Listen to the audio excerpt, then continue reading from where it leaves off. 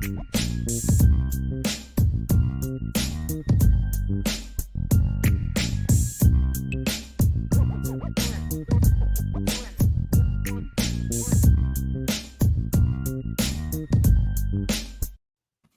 Dame fans, welcome back to another edition of the Irish Breakdown Podcast. It is the Monday Recruiting Hour. My name is Brian Driscoll. I'm the publisher at irishbreakdown.com, and I am joined by that dude right there, Ryan Roberts.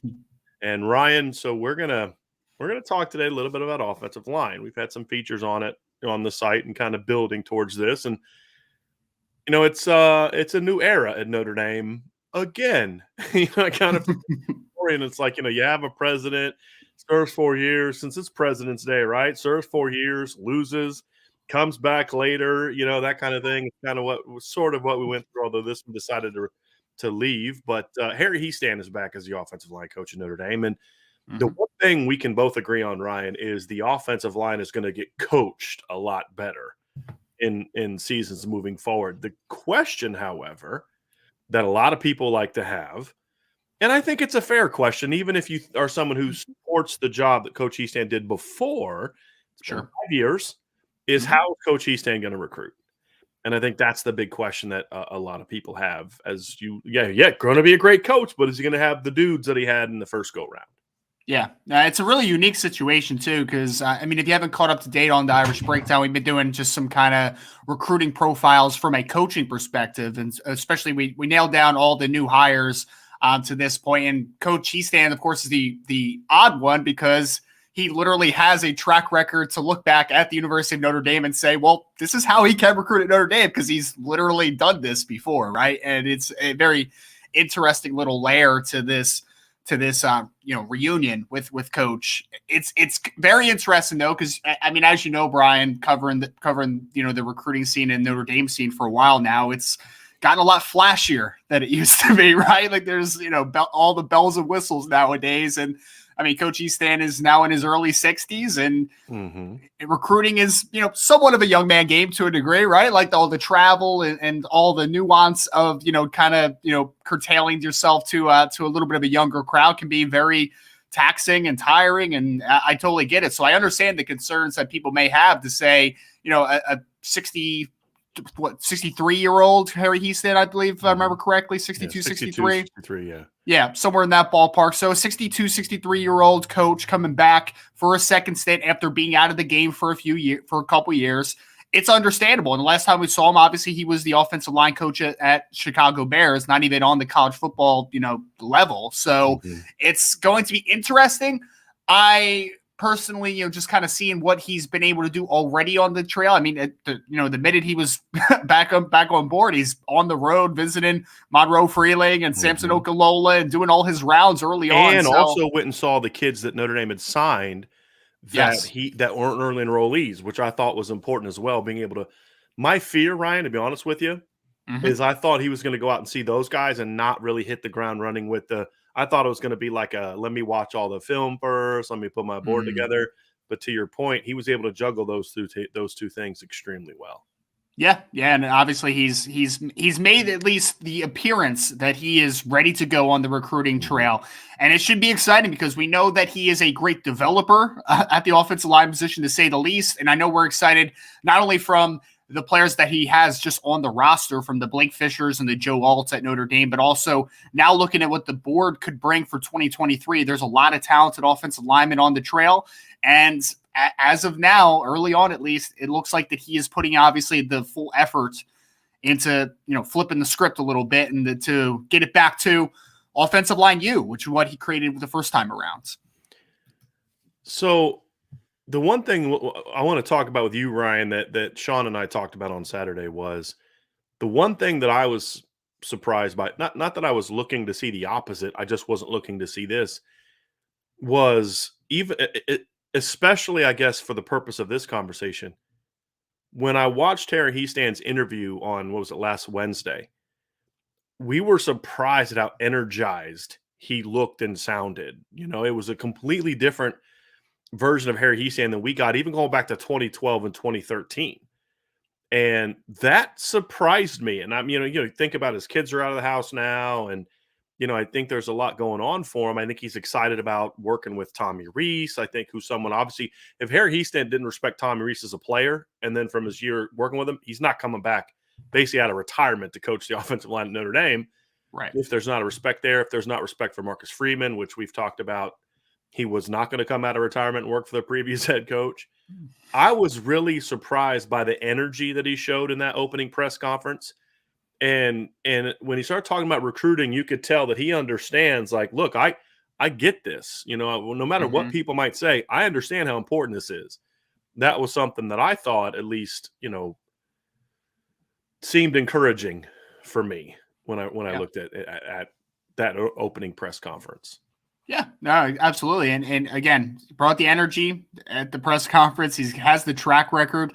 It should be it should just be exciting from every layer, in my opinion, right? Because we know what he can do as a coach, but if he's this energized on the trail, we talk about the 2023 class and the job they've done on the defensive side of the football. Well, it only starts taking a little bit now for this offensive staff that's now together, finally, right? New running back coach, new wide receiver coach, new tight end coach, and now Harry Hiestand returning an offensive line under Tommy Rees. It's only going to take a little bit of momentum to really get going here. Coach Hiestand pulls his magic on the offensive line. They get their quarterback in the class. They start, trickulating some of this offensive firepower at the skill positions in. And then we're really looking forward. And it's exciting times to say the least, because we are dealing right now with Notre Dame having a top 2 class on every single recruiting platform. Number 1, I think, in 3 out of 4 of the major recruiting platforms. So it's exciting to say the least. And if we are getting this version of Harry Hiestand with the talent that's already on the roster, because that's another thing that we haven't talked about a ton, is the fact that, and I know you have, but the offensive line room is not in bad shape from a talent perspective. It has not been developed as well as it could be. But right. I have to think that Coach Hiestand is watching a little bit of this film and just kind of chomping at the bit thinking, wow, I get to work with Blake Fisher for at least 2 more years. I get to work with Joe Alt for 2+ years. Like, there is just so much to be excited about in that offensive line room. And there's still kids on the roster that he recruited. Now, Josh Lugg is the only one that he recruited and saw all the way through. Sure. But he recruited Zeke Correll. He got Notre Dame involved in that one. He recruited Andrew Kristofic. So I think that part of it is a positive as well. There's still a somewhat of a bridge between his last tenure. But, I was told by several sources that one of the reasons Coach Hiestand was excited to kind of come out of retirement and get back into coaching at Notre Dame specifically was exactly what you said. Trust me, Coach Hiestand still watches Notre Dame football. Especially leading up to 2020 because his former players, but even this year, he watches Notre Dame football. And from what I'm told by sources is that he really likes the young talent. And obviously we're talking mainly about Joe Alt and Blake Fisher because they're the ones that played. But even, Kristofic, and we've heard from a relative of Andrew Kristofic that, that one of the first things that Coach Hiestand did is when he was hired was reach out to Kristofic's family, not Andrew, but his family. I've been told he loves the talent. This isn't what I've been told. This is my opinion. I have to think he's excited about getting a year with Jarrett Patterson. Sure. And what he's turned into and having that leader because, in the middle of his defense, because he's had some good leaders in the middle of his defense. Sam Mustafer was a captain, Nick Martin, Braxton Cave. He's had some good leaders up the middle and being able to establish, okay, I know I can trust that guy, in every way, I think is going to be helpful for him as well. But, going back to it though, but that I think we all feel good about. The talent is there. That should help him on the recruiting trail because there shouldn't be like this year of poor play as he gets ready kind of to, wait till I get my guys in here. I don't think we're going to need to wait for that.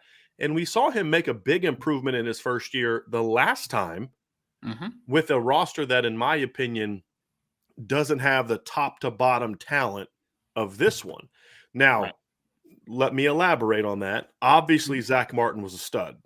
Sure. And Zack Martin was a lot older going into 2012 than Blake Fisher and Joe Alt are.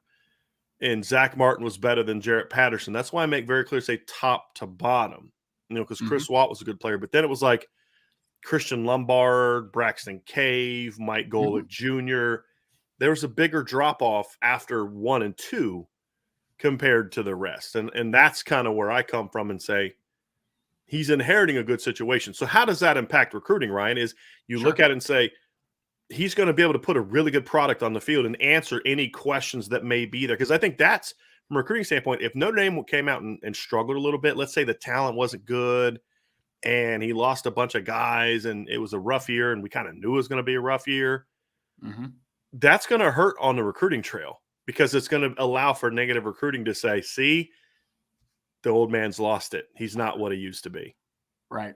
And a lot of these kids, and we've talked about this before, the recruits speaking, like you talk to a couple of them and they're just like, they know the name Harry Heastand, right? Like they know the name, but they don't have the full context. Because I think when we were talking about, Samson Okalola was a guy that told me that before. And when we spoke about it, you're just like, well, he was in middle school when Coach Heastand was, the offensive line coach at Notre Dame. So having a comprehensive understanding of what he was able to accomplish is not as, just cut and dry as people would want to make it out to be, because me as a 30-year-old man fully understands what Coach Heastand meant to Notre Dame the first time around, building it to offensive line U. But a young man that is 17 years old, and the last time Coach Heastand was with Notre Dame, he was 11, 12 years old, is not going to quite understand the full context of just how great of an offensive line developer he is. So seeing the on the field, like you're saying, see that development begin. Because freshman to sophomore year jumps are huge anyway. So we're talking about having Blake Fisher take that big step, hopefully. Joe Alt take a big step, hopefully. Andrew Christopher going into his second year as a starter now. Having guys like Jared Patterson back now as a fourth-year starter, right? Like there's just so many layers that I think that it can turn around very quickly. And that's going to impact the trail tremendously because everybody's excited about what Marcus Freeman and this staff are doing on the recruiting side of things. And they're excited about just the trajectory of Notre Dame football, but you still have to see it, right? Like they still want to see it. You have to see the tangible efforts on the field to really get fully sold. You're getting sold a vision right now, which is fantastic. But until you see it on the field, you can't really, you can't really touch it until you finally see it. So I think just getting that reaffirmation of what type of coach he is, see the development that he has in a short amount of time.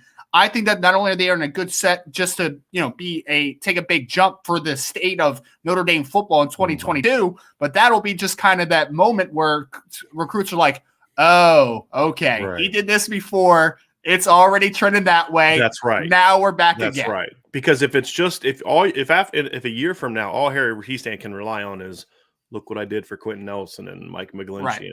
It's like, hey, but what about the coach? That was like 5 years ago, man. Like, you know what I mean? Like you said, Samson Okalola was in middle school when that happened, right? Monroe Freeling was in middle school. Now, as you have found out, the Harry Heastand name still carries a lot of weight. Absolutely. You have had his name brought up. You've told me this, I believe. Correct me if I'm wrong. I believe you've told me in several conversations that at times his name gets brought up even before you're going to bring it up. It's on your list of things to discuss, but it gets brought up beforehand. Is that an accurate reflection of most of your conversations with these offensive linemen that Notre Dame is looking at? Yeah, no, absolutely. It's like one of those things, right? And this has been echoed, and we've talked about this before, right? It's like, oh, I had a great conversation with Coach Quinn, and I had a great developing relationship. But then they bring up, I'm really excited to learn more about Coach Heastand. I'm really excited to start that relationship building process because you can Google his name and you can see those names, right? And those names do hold weight. Now, again, it's not tangible until it's right now and it's these restart the process. But everybody knows who Quentin Nelson is. Everybody knows who Zack Martin is. You're on mute, Brian, if you're trying to interject. Just keep talking next time. I'll figure it out. Like, why is this freaking guy ignoring me? I'm the boss here. Don't you ignore me. No, that won't happen. I do it all the time. What I was going to say was it's tangible now because there's no games that he's coached in. But as soon as they get into games, it's going to be as much about what the product they're putting on the field as it is what he's done. So, like, you can ride that wave now. But once the season starts, you're either going to keep riding it or it's going to be a little harder to sell, right? I mean, that's kind of what we're getting to, and that's why it's important. But that's the thing I'm least concerned about, to be completely honest with you. Is like, by the time we get to middle end of the season, Notre Dame's going to have, in my opinion, one of the best lines in the country. I don't have any doubt about that. So then we get into, okay, so obviously the Harry Heastand name carries weight. I think the fact that he is energized is going to work. But the fact that he also has Chris Watt is going to help. And now I feel like Tommy Rees, and we have an article at irishbreakdown.com about this where there's a lot of talk about all the offensive class isn't doing well. Tommy's not an elite recruiter, all those kind of things. Well, I think we're going to find out this year if Tommy Rees is the recruiter I think he is, or if he's the recruiter some on our channel think he is. Because I understand where people are coming from, because this is a results-oriented business. And all the excuses of, well, it's not his fault, it's this guy's fault, it's that guy. End of the day, he's the guy that it's like, when it comes to offensive recruiting, is the guy that's going to bear the brunt of the praise or the criticism, whichever comes his way. So we're going to find out now, the kind of class that this staff can put together, because it's not just Harry Hiestand. Sure. It's going to be Harry Hiestand and Tommy Rees and Dylan McCullough, in my opinion. Should have a role in offensive line recruiting as well. And that's the thing that's a little bit different now than what was before. I mean, Denbrock was a little bit involved, and of course, Marcus Freeman is the head coach. So sure, I'm encouraged by it. And once the product also shows up as strong, I really think this is going to go well. But as of today, February 21st, there's 0 offensive linemen in the class.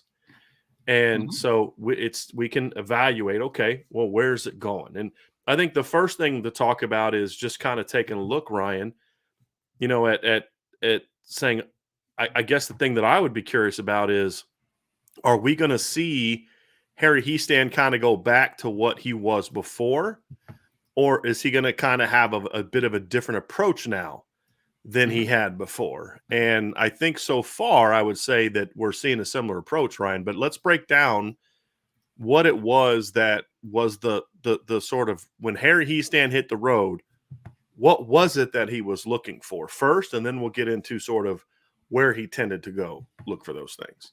Yeah. So again, this piece is already out there on Irish Breakdown. If you want to go take a look, I broke down just the historical context of what Coach Hiestand has done on the recruiting trail. And to answer your first question, Brian, what has he tended to look for? And we've talked about this many times. I think of the 19 offensive line signees that he had in his previous stint at Notre Dame, 17 of them were full-time offensive tackles. Now, for those 2 that were not tackles, it was Tristan Hodge, who was, of course, a true center that came out and eventually transferred to BYU. And it was Hunter Biven, who I counted in that territory as well, because, he played offensive tackle, but also had played in the interior in high school. So 17 out of 19. And we always talk about, the ability to find fits, right? And people just think like, oh, we're recruiting tackles, recruiting guards, recruiting centers. Coach Hiestand, that's not how he operates. He recruits good offensive linemen, and he finds where these long, athletic players can fit. And I think that when we're talking about the historical context, 17 out of 19 is a big statistic to say we are recruiting, Notre Dame speaking, offensive tackles to come play at the University of Notre Dame, and then Coach Hiestand will find where they fit best. I think the other thing, too, that I like that has to be discussed is that is true. That tended to be primarily what he looked for. But what I did like about Coach Hiestand is he was willing, if the right fit came along, to not bring that. If you have a type and you're sticking to that type, you do not recruit Sam Mustafer. You don't recruit Trevor Ruland. And I think both of those guys were really good pickups. Trevor Ruland was a solid player for Notre Dame. That was after a bunch of injuries. Yeah. Sam Mustafer obviously was a 3-year starter for Notre Dame, a team captain, and he's currently starting in the NFL. He was a tackle in high school, but he wasn't your prototype long, rangy, elite athlete. He was a good athlete. Don't get me wrong. I'm saying those are the 3 aspects that he didn't have 2 of them. He didn't have length, and he didn't have he wasn't a guy that could play tackle. Sam was going to be an interior guy. Sure. But he was still open enough to say, hey, he may lack this thing. He doesn't check all the boxes, but the ones that really matter, character, leadership, athleticism, toughness, all those things he brought, and he was willing to go outside of that box if the right player came along. And that's an important thing. In the NFL, I understand not being as willing to do that. But in college football, there has to be a willingness to do that. And we also saw that from Coach Hiestand during his tenure. Yeah, no, absolutely. And I still think, the core of it is, though, that, your best offensive lineman on the high school level for the most part, because there are some offenses that will dictate a guy, be a guard comparative, right? Depending on what the offensive structure is. But the fact that all these guys had the ability to play offensive tackle in high school, I think speaks volumes to the caliber of athlete they are. Right. Not even talking so much about the size thresholds for the height, arm length, all that good stuff. Like you said, Sam Mustafer was always going to be an interior guy at 6'2". He wasn't going to be a guy that could play offensive tackle. But the fact that at his high school, he was the good enough athlete to man that position shows that he has that developmental potential. Good league. I mean, he was from good counsel. He's playing against future college football players where he played. So, and I think the other thing too is in this offense, there has to be a willingness to play in space, with the zone, getting the second level, screens, those type of things. Whether you're a center, guard, or tackle, you have to be able to play in space in some area. Obviously, guards and centers aren't playing in space in pass pro, but they have to play in space in the zone, because you can't not play in space if you're a zone blocker, because that means you can't block on the second level. That means you're not going to be getting good out on the buck sweeps and things like that. So I think that's the other thing is a tackle, you're going to see much more. So here's the problem. Here's where you can miss with high school guards, Ryan, is they just come off and maul people, right? You don't see often their lateral quickness. What do they change direction? If a guy's playing tackle in high school, even against okay competition, somebody's going to make you have to do handle a double move. Whether it's coming from a 5'11", 210-pound kid that's going to be going to play D3 football, or from a future NFL player, you still have to pass set, plant, redirect, and block down. Whether he does, and a guy like Harry Heastan's going to see that. Tommy Reese is going to see that.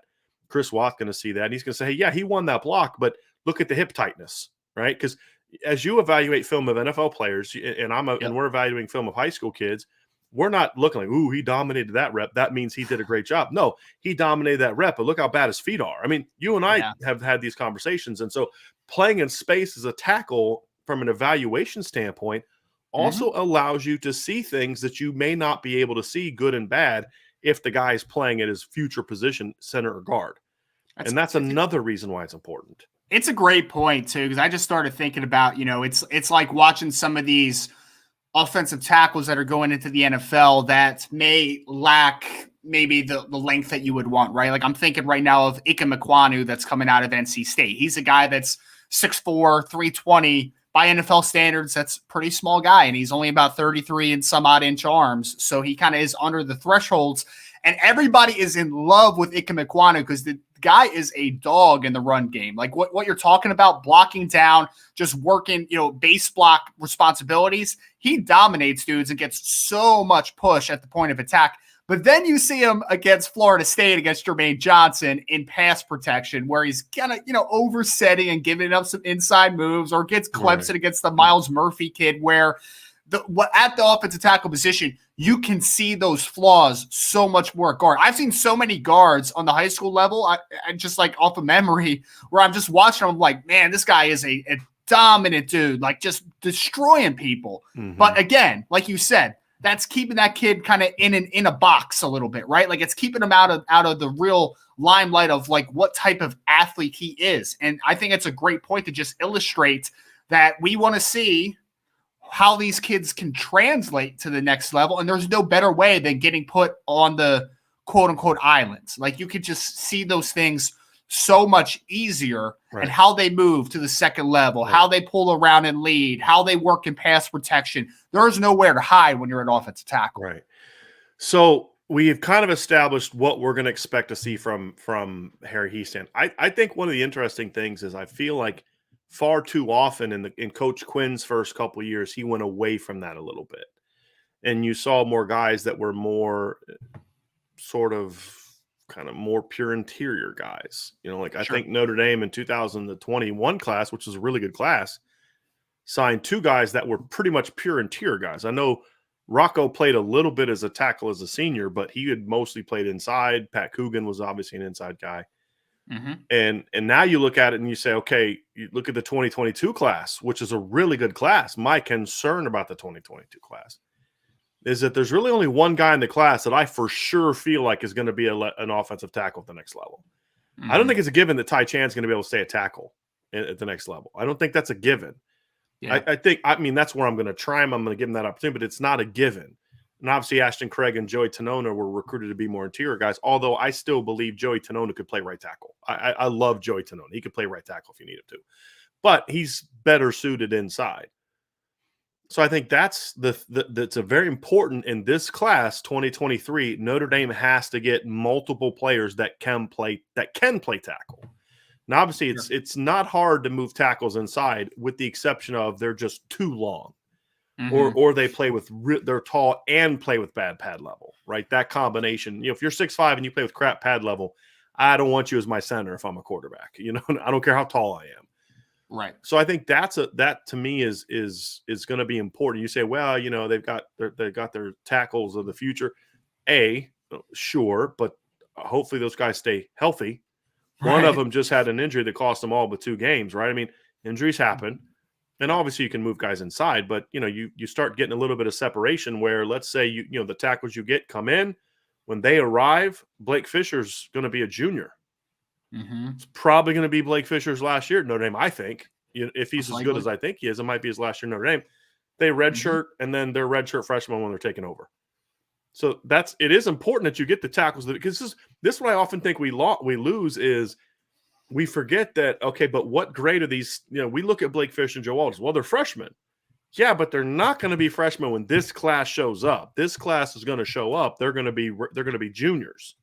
And Joe Walton, Blake Fisher redshirted, but I don't think anyone's living under the illusion that Blake Fisher is going to be a 5-year player at Notre Dame. If he is, it's something bad happened for him. And I pray it's one of those ones where you root for a kid not to be here for 4 years or 5 years, because it means he's as good as you think he is. And if he is still here, then that means something bad happened for the kid. You don't want that. Right. So it is important in this class, Ryan. I think tackle is important, not just for the big picture reasons that we discussed, but I think practically speaking, you need tackles because Tosh Baker will be a senior when these guys show up. Yeah, we don't know about him. I mean, Emile Wagner has a very high ceiling, but a little bit of a lower floor based on the frame. I think tackle is still a bit of a question mark when you look at where will it be when this class is in their 2nd and 3rd years. That's how you have to look at it, because you don't recruit linemen with the thought they're going to play as freshmen. Even a guy like Blake Fisher, you don't think, we're recruiting him to start as a freshman. Sometimes they do, but you don't necessarily recruit that way. You don't want to have to recruit that way. And so when you look at it, when you look at where will the roster be when these guys are in their 2nd and 3rd years, there's not a lot of tackle options. So that's also why it's important that Notre Dame get at least 2 guys that definitely can play tackle at the next level. And no matter what level you're on, it's hard to find good tackles. I mean, the NFL is starving for tackles right now. College football teams, you'd be hard-pressed to find a team that is happy at both offensive tackle spots, just in a general sense, not even outside of what the roster construction is for Notre Dame. It's hard to find really good offensive tackle play. It looks like Notre Dame may have hit the jackpot, because if Blake Fisher's as good as we think he can be over the next couple of years, he's a stud. Joe Walt played better than anyone anticipated as a true freshman. He could be a stud. So you could have your bookends for 2 more years. But to your point, these 2023 kids are not going to be there until they're juniors, until Tosh Baker's a senior. I think Michael Carmody will also be a senior, although he may be moved inside the guard potentially also. So that's going to be another potential, another offensive tackle who's not necessarily on the offensive tackle depth chart. And then, Ty Chan maybe sticks at offensive tackle, like you said. Emile Wagner, we'll see how the body develops. Maybe he's a player. Maybe he's a guy that just can't keep the weight properly on. You know what I mean? So there's a lot of question marks for sure. And it's also, and I don't know if people are going to push back on this a little bit, it's a lot easier to find good offensive guards than it is to find good offensive tackles. It's just generally speaking, in my opinion, because the athletic demands and the length demands aren't as great. We're talking about for Notre Dame, right? I mean, that's the thing, is we're talking about for Notre Dame. Yes. Yeah, I agree with you. It's easier to find guys who can handle playing guard than it is because a guy. No, I'm not going to use him because I don't want to keep beating on the kid. Basically, a guy can be a solid guard and be part of a group because you can protect him on both sides. That's the thing about guard play and center play. You can protect a center or guard on both directions. Absolutely. A lot of times you can't protect the tackle anywhere. When you're pass setting, you can help late, but you can't protect them. And the ways to protect them hurt you even more because you got to chip, you got to put a tight end in. There's things like that. Like a tackle has to play in space. He has to be one-on-one. You can go through a whole game and the center, blocks one-on-one 10 times, right? Run and pass game. Tackles are going to do that at least 20 times, in my opinion.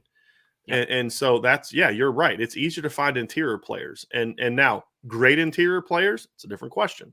Sure. But, to find guys that can play inside is certainly easier at a high level. Again, this is especially true if we're talking about high level players. Because if you look at it, a lot of Notre Dame's elite interior players, whether they are guys that played interior in college or guys that became interior guys in the pros, like Zack Martin, were left tackles in high school or offensive tackles in high school. So it goes back to our point. So the good thing is, I'll say, is as much as I criticized Jeff Quinn for some of the recruiting strategy, too many interior guys, not getting, missing out on a lot of the top level prospects. The good news is Harry Hiestan's walking into a situation, Ryan, that twofold. Part of it is a plus for Jeff Quinn and Tommy Rees, and the other plus is just you get lucky sometimes, and it changes from year to year. The first part of it is there was a good impressive list already together of guys that at least had, and you've talked like Monroe Freeling, Sullivan Hamster, Samson Okalola, guys that had already kind of built a somewhat of a connection with Coach Quinn, which we talked about. Yeah. But the other thing that I think is benefiting Notre Dame is there are some really, really good players, like top 100 caliber offensive linemen in this class that are in very pro Notre Dame areas. And this is some data that Ryan put together for me. I'm just going to quickly throw out as we discuss this. 13 different states, talking about Harry Hiestan's recruiting success in Notre Dame. 13 different states recruited in 5 cycles. You had guys obviously in the Midwest, Ohio, Michigan, Illinois, guys like that, Pennsylvania, Massachusetts, California, Tennessee, Louisiana, and Florida. And obviously Louisiana was Jerry Tillery, who ultimately became a defensive tackle. And then he recruited guys from Kentucky, Michigan, Massachusetts, 3 from Pennsylvania, 2 from Illinois, 1 from Jersey. He turned out to be pretty good. Tennessee, Maryland, 3 from Ohio, Idaho, that was Tristan Hodge, Louisiana, Florida, he had 2, and then California. The 2 in Florida, I'm trying to remember who this was. Dylan Gibbons and Parker Boudreaux, correct? Yes. Now, the other thing is Coach Hiestan would have had a third guy from Florida if he didn't leave to go to the NFL, because he was going to get Nicholas Pettit-Frere from Ohio that went to Ohio State. So I know people at Ohio State, like literally people on staff at Ohio State will tell me, we will, if Harry doesn't leave, we don't get that kid. Right? He was going to Notre Dame. So you would have had to trade Jarrett Patterson for him, basically, is how it would have gone. So, I mean, we could debate whether that would have been a plus or not, but from a recruiting ranking standpoint, I think it would. And I also think, Ryan, he would have been a much better player in the Matt Bayless strength system and a much better player in being coached by Harry Hiestand than he was at Ohio State. My one issue with Mickey Marotti is he's a great strength coach, but I think sometimes his linemen get a little bit big and stiff. And, we've seen that with a lot of guys. So Notre Dame tries to focus on flexibility and explosiveness and range and athleticism with Matt Bayless. 17 of the 19 high school guys were as you mentioned, were offensive tackles. However, I'll say you could kind of say 18 because Hunter Bivin played center, I believe, his last year. But there were times throughout his career where they did use Hunter Bivin at tackle. Sure. So I mean, it's an impressive thing. And Tristan Hodge was at least 6'4" coming out. So I mean, he wasn't exactly short. That's just the position he played him in. This year, you look at like the regions that you talk about. You've got Illinois has a top 100 lineman that Notre Dame's in a really good position with. There's a 5-star kid from Massachusetts. There's a kid from Northern Jersey, an area where Coach Hiestand had and Notre Dame have had some success, which we'll get into the specific names. There's kids from regions where Notre Dame has Ohio. There's a lineman from Ohio that Notre Dame is in on. There are kids from regions that in the past Coach Hiestand has had success with. And I think that has to be looked at as like that only makes it sets up the potential for an even better situation, because at the end of the day, it's going to come down to closing for this offensive staff. Can you close? And I think the geographic makeup of the 2023 class sets Coach Hiestand up, in my opinion, even more for success because of that. I mean, how often is Notre Dame going to have a 5-star offensive lineman from New Jersey? From Massachusetts? How often is Notre Dame going to have a top 50 offensive lineman from Illinois who happens to be a great student and, all the different things that make up Charles Jaggers?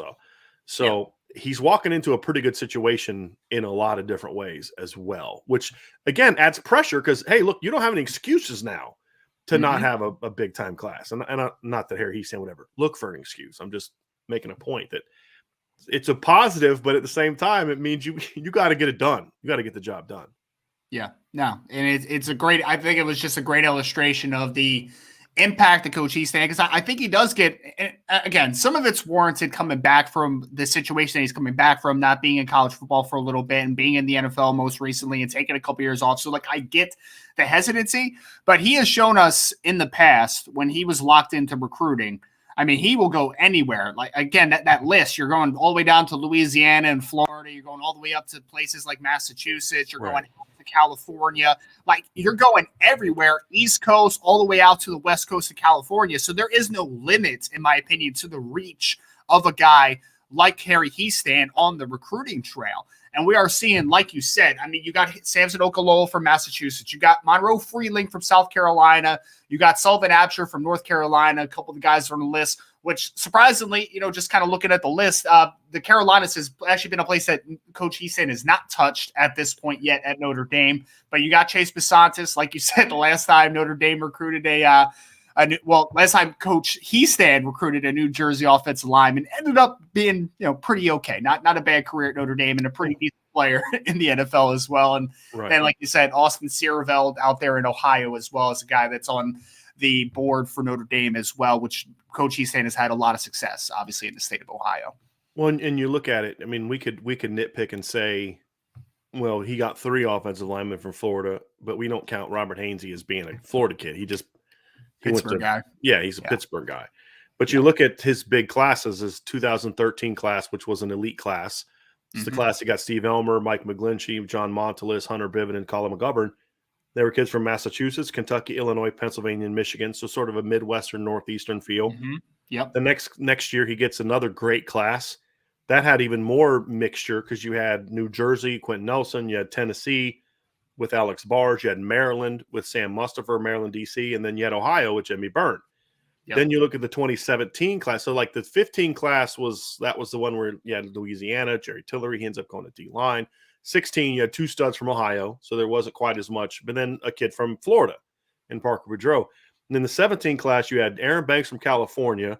You had 2 Pennsylvania kids, although one was in Florida. And then you had a Florida kid. I mean, so you can't get much more geographically different than where Aaron Banks and Dylan Gibbons were, and they all made up a strong class. And then, 2018, you go up to Minnesota, and you're putting Notre Dame in good position with Quinn Carroll, and then Jeff Quinn comes in and seals the deal and gets the job done.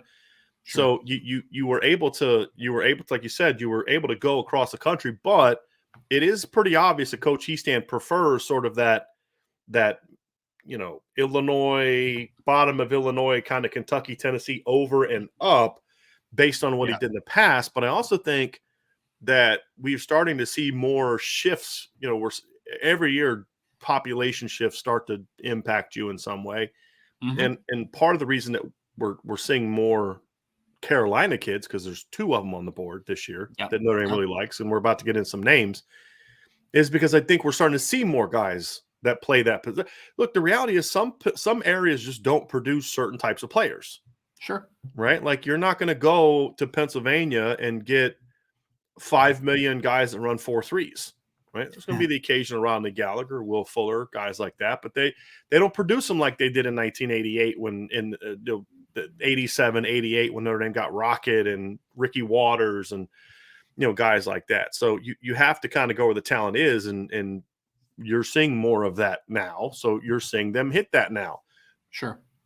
Which is important because the Mid-Atlantic, and we started to see this shift towards the end of Hiestand's tenure as a staff, but Notre Dame is really in recent years since he's left, just as a program at all positions started to ramp up that Mid-Atlantic region. And I think it's going to be very, very, very important that like from Jersey down to South Carolina, that right up that East Coast, there's a ton of good linemen every year. If you can start getting the best from that region with the best from Illinois and on over to Indiana, Ohio, Michigan, Pennsylvania, you start dominating the East Coast and in the Midwest. I mean, that's where here he stands. You're going to occasionally get a kid from California. You're going to occasionally get a kid from Texas. You're going to occasionally get a kid from Florida. But that right there, like that L shape, right, kind of thing, or maybe it's better to have a T shape, right? Like just from Illinois right over and then up to Massachusetts and Jersey and then down to the Carolinas. That's where you're going to make your living as recruiting offensive lineman to the University of Notre Dame. Yeah, no, I agree completely. That's definitely the territory. And it always just seems, and this is more speculation on my part, like that region seems to me like that Ohio, Indiana, like that region right there, Iowa, obviously including that. A lot of wrestlers that also play football out there, but we're talking about linemen, right? And we have a couple in this class that we're about to talk about that are state champion wrestlers. Two of the top three kids that we're going to talk about. Here's something that's the three top players on the board are all multi-sport players, which I love. But two of the top three this past week just won state championships in wrestling. Yep, you are correct. That's very impressive. Yeah. So Ryan, let's transition into that. Let's transition. Sure. I mean, we've talked a lot of big picture stuff. Let's kind of get into setting the table for the guys on the board, and just kind of give our thoughts on them as players, and just kind of give the latest on where things stand, because there's not a ton new for these guys. The first guy, and this isn't necessarily the order, like the way that Notre Dame views it from what I know, it's not Samson Okalola is number one, so-and-so is number two, so-and-so is number three. There's a group of about 5 players that they want to get, in my opinion, this class from, basically. You could say maybe 6, but there's 3 to 4, especially at the top, that are just all, give me any of those guys, right? So we're going to do it in order, because you gotta do it somewhere, right? So we're just going to kind of start with the guy that you and I have number 1 on the board. Yep. And this is Ryan and Brian talking. This isn't us telling you what Harry Hiestand and Tommy Reese think. This is our opinion. Sure. So the first guy on the board for us is Samson Okalola, who is, I don't give many juniors 5-star rankings, but if I was going to give one to an offensive lineman, he'd be in that conversation. But just a really talented kid, Ryan. First of all, before we get to recruiting, we just spent 40 minutes talking about what Notre Dame looks for. How does Samson Okalola fit that? Well, I mean, so Samson Okalola, of course, 6'6", 295. He has a tackle build. Like that's just, flat out. Athletic kid, one of the young men that we just talked about. He just won a state championship in Massachusetts in wrestling out of Thayer Academy. So he is a very athletic, strong, functionally strong young man that has still a lot of room to grow. I mean, that frame, I think, could hold another 15 to 20 pounds without any problem at all. And he's already right around 295, 300 pounds. Very intelligent young man. And he is, everybody's hot on the trail for a guy like an Okalola. I think he holds 44, 45 offers, somewhere in that ballpark. So there's a lot of schools that are going after him. The first 5-star recruit in 247 sports history out of the state of Massachusetts. So he is well worth all the hype. And I know Samson's put out, he has a 7'1" wingspan, all that time. Like this kid is this is a tackle, right? Like you're not going to move Samson Okalola into guard. There is no need to do that. He is a true offensive tackle, special football player. And he has, just all the makings, right? Like he understands leverage, obviously, from the wrestling side of everything, good hand usage that's continuing to develop. And the tools for me are just outrageous. Like this kid has 5-star talent, 5-star upside, and he's also an excellent student athlete that every university is going to have interest in because he is as talented as he is. I think you're on mute, Brian. I don't know if it's your... No, it's my mic again. There you go. That's a nice save, by the way. You paused, and you saw I was getting ready to talk, and I was like, so good save. Well done. Appreciate that. I'm going to push back on one thing. I agree with what you're saying. However, you're not going to keep Samson Okalola on the bench if he's good enough to play, and you've got Blake Fisher and Joe Ald at tackle. Like, so to your point, you're not recruiting him thinking I'm going to move him to guard. right? You're recruiting him because he, as you said, he is a tackle. However, as we saw with other players, if the fastest way to get him on the field, let's just say Blake Fisher and Joe Walt all come back for their senior years, and that goes into Sampson's sophomore year. He's the kind of kid that he like Quentin Nelson, like Tommy Kramer, like Ronnie Stanley, like a lot of the great players, Zack Martin. They all those guys kind of stepped into the starting lineup as second-year players. And so I look at a lot of those guys. I mean, Liam Eichenberg was a bit of an exception. That's because he, was behind Mike McGlinchey. Mike McGlinchey was a bit more raw. He needed a little bit more time. He didn't start till his third year. Well, he started at the end of his second year, but you get the point being, if that's the fastest way to get him in the lineup, I know Ryan doesn't disagree with me on. At least I don't think he does. You're going to put him in at guard if that's the way to get him on the field with Blake Fisher and Joel in the starting lineup. The point is, though, and I think what you're saying, correct me if I'm wrong, is you're not recruiting him with the thought of, hey, let's try him out at guard. It's, look, this is our tackle of the future, but we're also, if we got to get him on the field for a year. But I think what you would also probably agree with, Ryan, is, but you probably kick him back out the next year when Blake and Joe all go pro, if you're in that situation. Would you? Yeah. Was all that kind of reflect what you're saying? I was talking long-term outlook. Right. He is a tackle, right? Like his best position is an offensive tackle. Could he have a Evan Neal type of trajectory where, hey, your offensive tackles are solidified. You have Jedrick Wills and you have Alex Leatherwood. We're going to put him in at offensive guard as a true freshman. Possible. But long-term outlook is specifically, this kid is an offensive tackle. You're not recruiting him and saying, offensive tackle, offensive guard, he fits best at guard. We're going to keep him there for 4 years. I don't think that you keep an athlete to the caliber of a Samson Okalola inside at guard. And I would say that that's the kind of athlete that Harry Hiestand and Notre Dame in general just don't get a lot. Somebody made a point. Michael makes the point that Samson Okalola reminds me of a kid that typically resides in the South and plays in the SEC. And I agree completely. And Notre Dame, that's what makes Blake Fisher unique.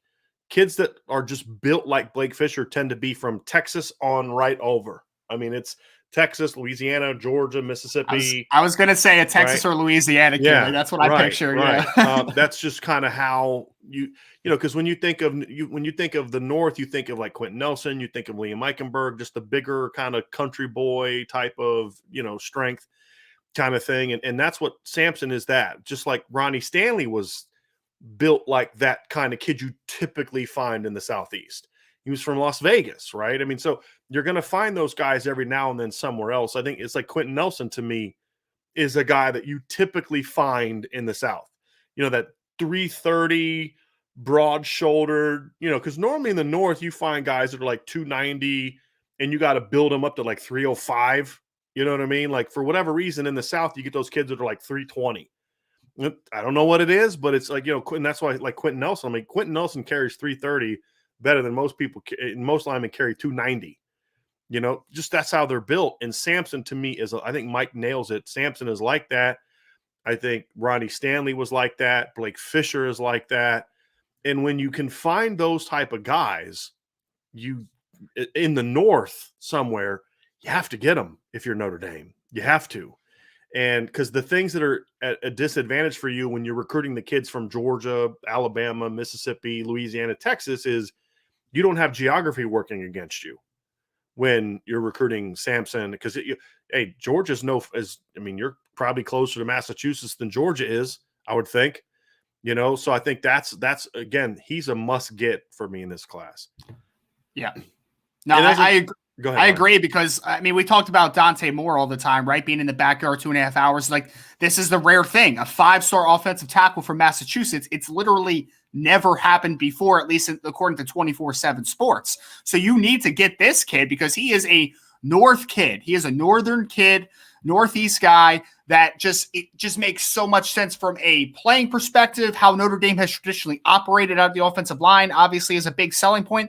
And he's a great student athlete. It kind of fits every criteria that you would want with Coach Hiestand. They have to make a big push for him. And he is, I don't know if I would quite call him a must get as you would, because I do like a lot of what the other board looks like. But with this kid geographically where he is, the talent level he is, you need to be able to take a big push for him. Right. Absolutely. I'm going to say he is because of, number one, mainly the location. But number two is if you don't get him, you're going to be coaching against him. because he's going to go to somebody that you're going to be competing for a championship with. He's going to go to Georgia, Ohio State, somewhere like that. That's my point. And that's what getting the elite players means. It's not just that you're getting an elite player, but it means that Bama's not getting, or Ohio State's not getting, or Georgia. You're not beating Kentucky for elite players very often. And so that to me is why he's a must get for me. And also because I think Coach Easton and Tom Reese need to make that kind of splash in this first class. So it's not a him or the next couple of guys. It's got to be him and. So I'm going to say the exact same thing, Ryan, about the next two guys that we're going to talk about, because I think they're all must gets. Because then it's different in quarterback, where it's like you get one dude and you're good. I think they need to get three of these must get guys, because number one, you need to replenish your tackle depth chart, meaning we talked about, like, you're not going to have Blake Fisher and Joe Alt for very many years at the same time you have this class coming up. And I think that will then make it easier, because here's where it helps. If these guys are legit tackles, these next couple guys we talk about, and Sampson, and Notre Dame gets them, you're going to be a lot more confident and comfortable. Hey, we don't have to worry about trying to cross-train Joey Tenone at tackle. If we don't think Joe, if you're looking at it from a coach's perspective, if we don't think Ty Chan's really a great tackle, but we think he'd be great inside, you don't have to play that game of, but we don't have a lot of tackles. Let's slide him inside, move him inside, give him that chance to compete there. And I think that's another reason. So it impacts everything that they're doing. But to your point, this is where I think where you're coming from, and I think you're absolutely right, is he's not, if you don't get him, you're not going to get a stud tackle. Because there's a couple other really good tackles on the board. The next one is a guy that I know you love, and I'll be willing to bet you, I think I know you well enough to know that your first thought when I said must get, your first thought was, hold on a second, don't forget about Monroe Freeling. Am I right? Right?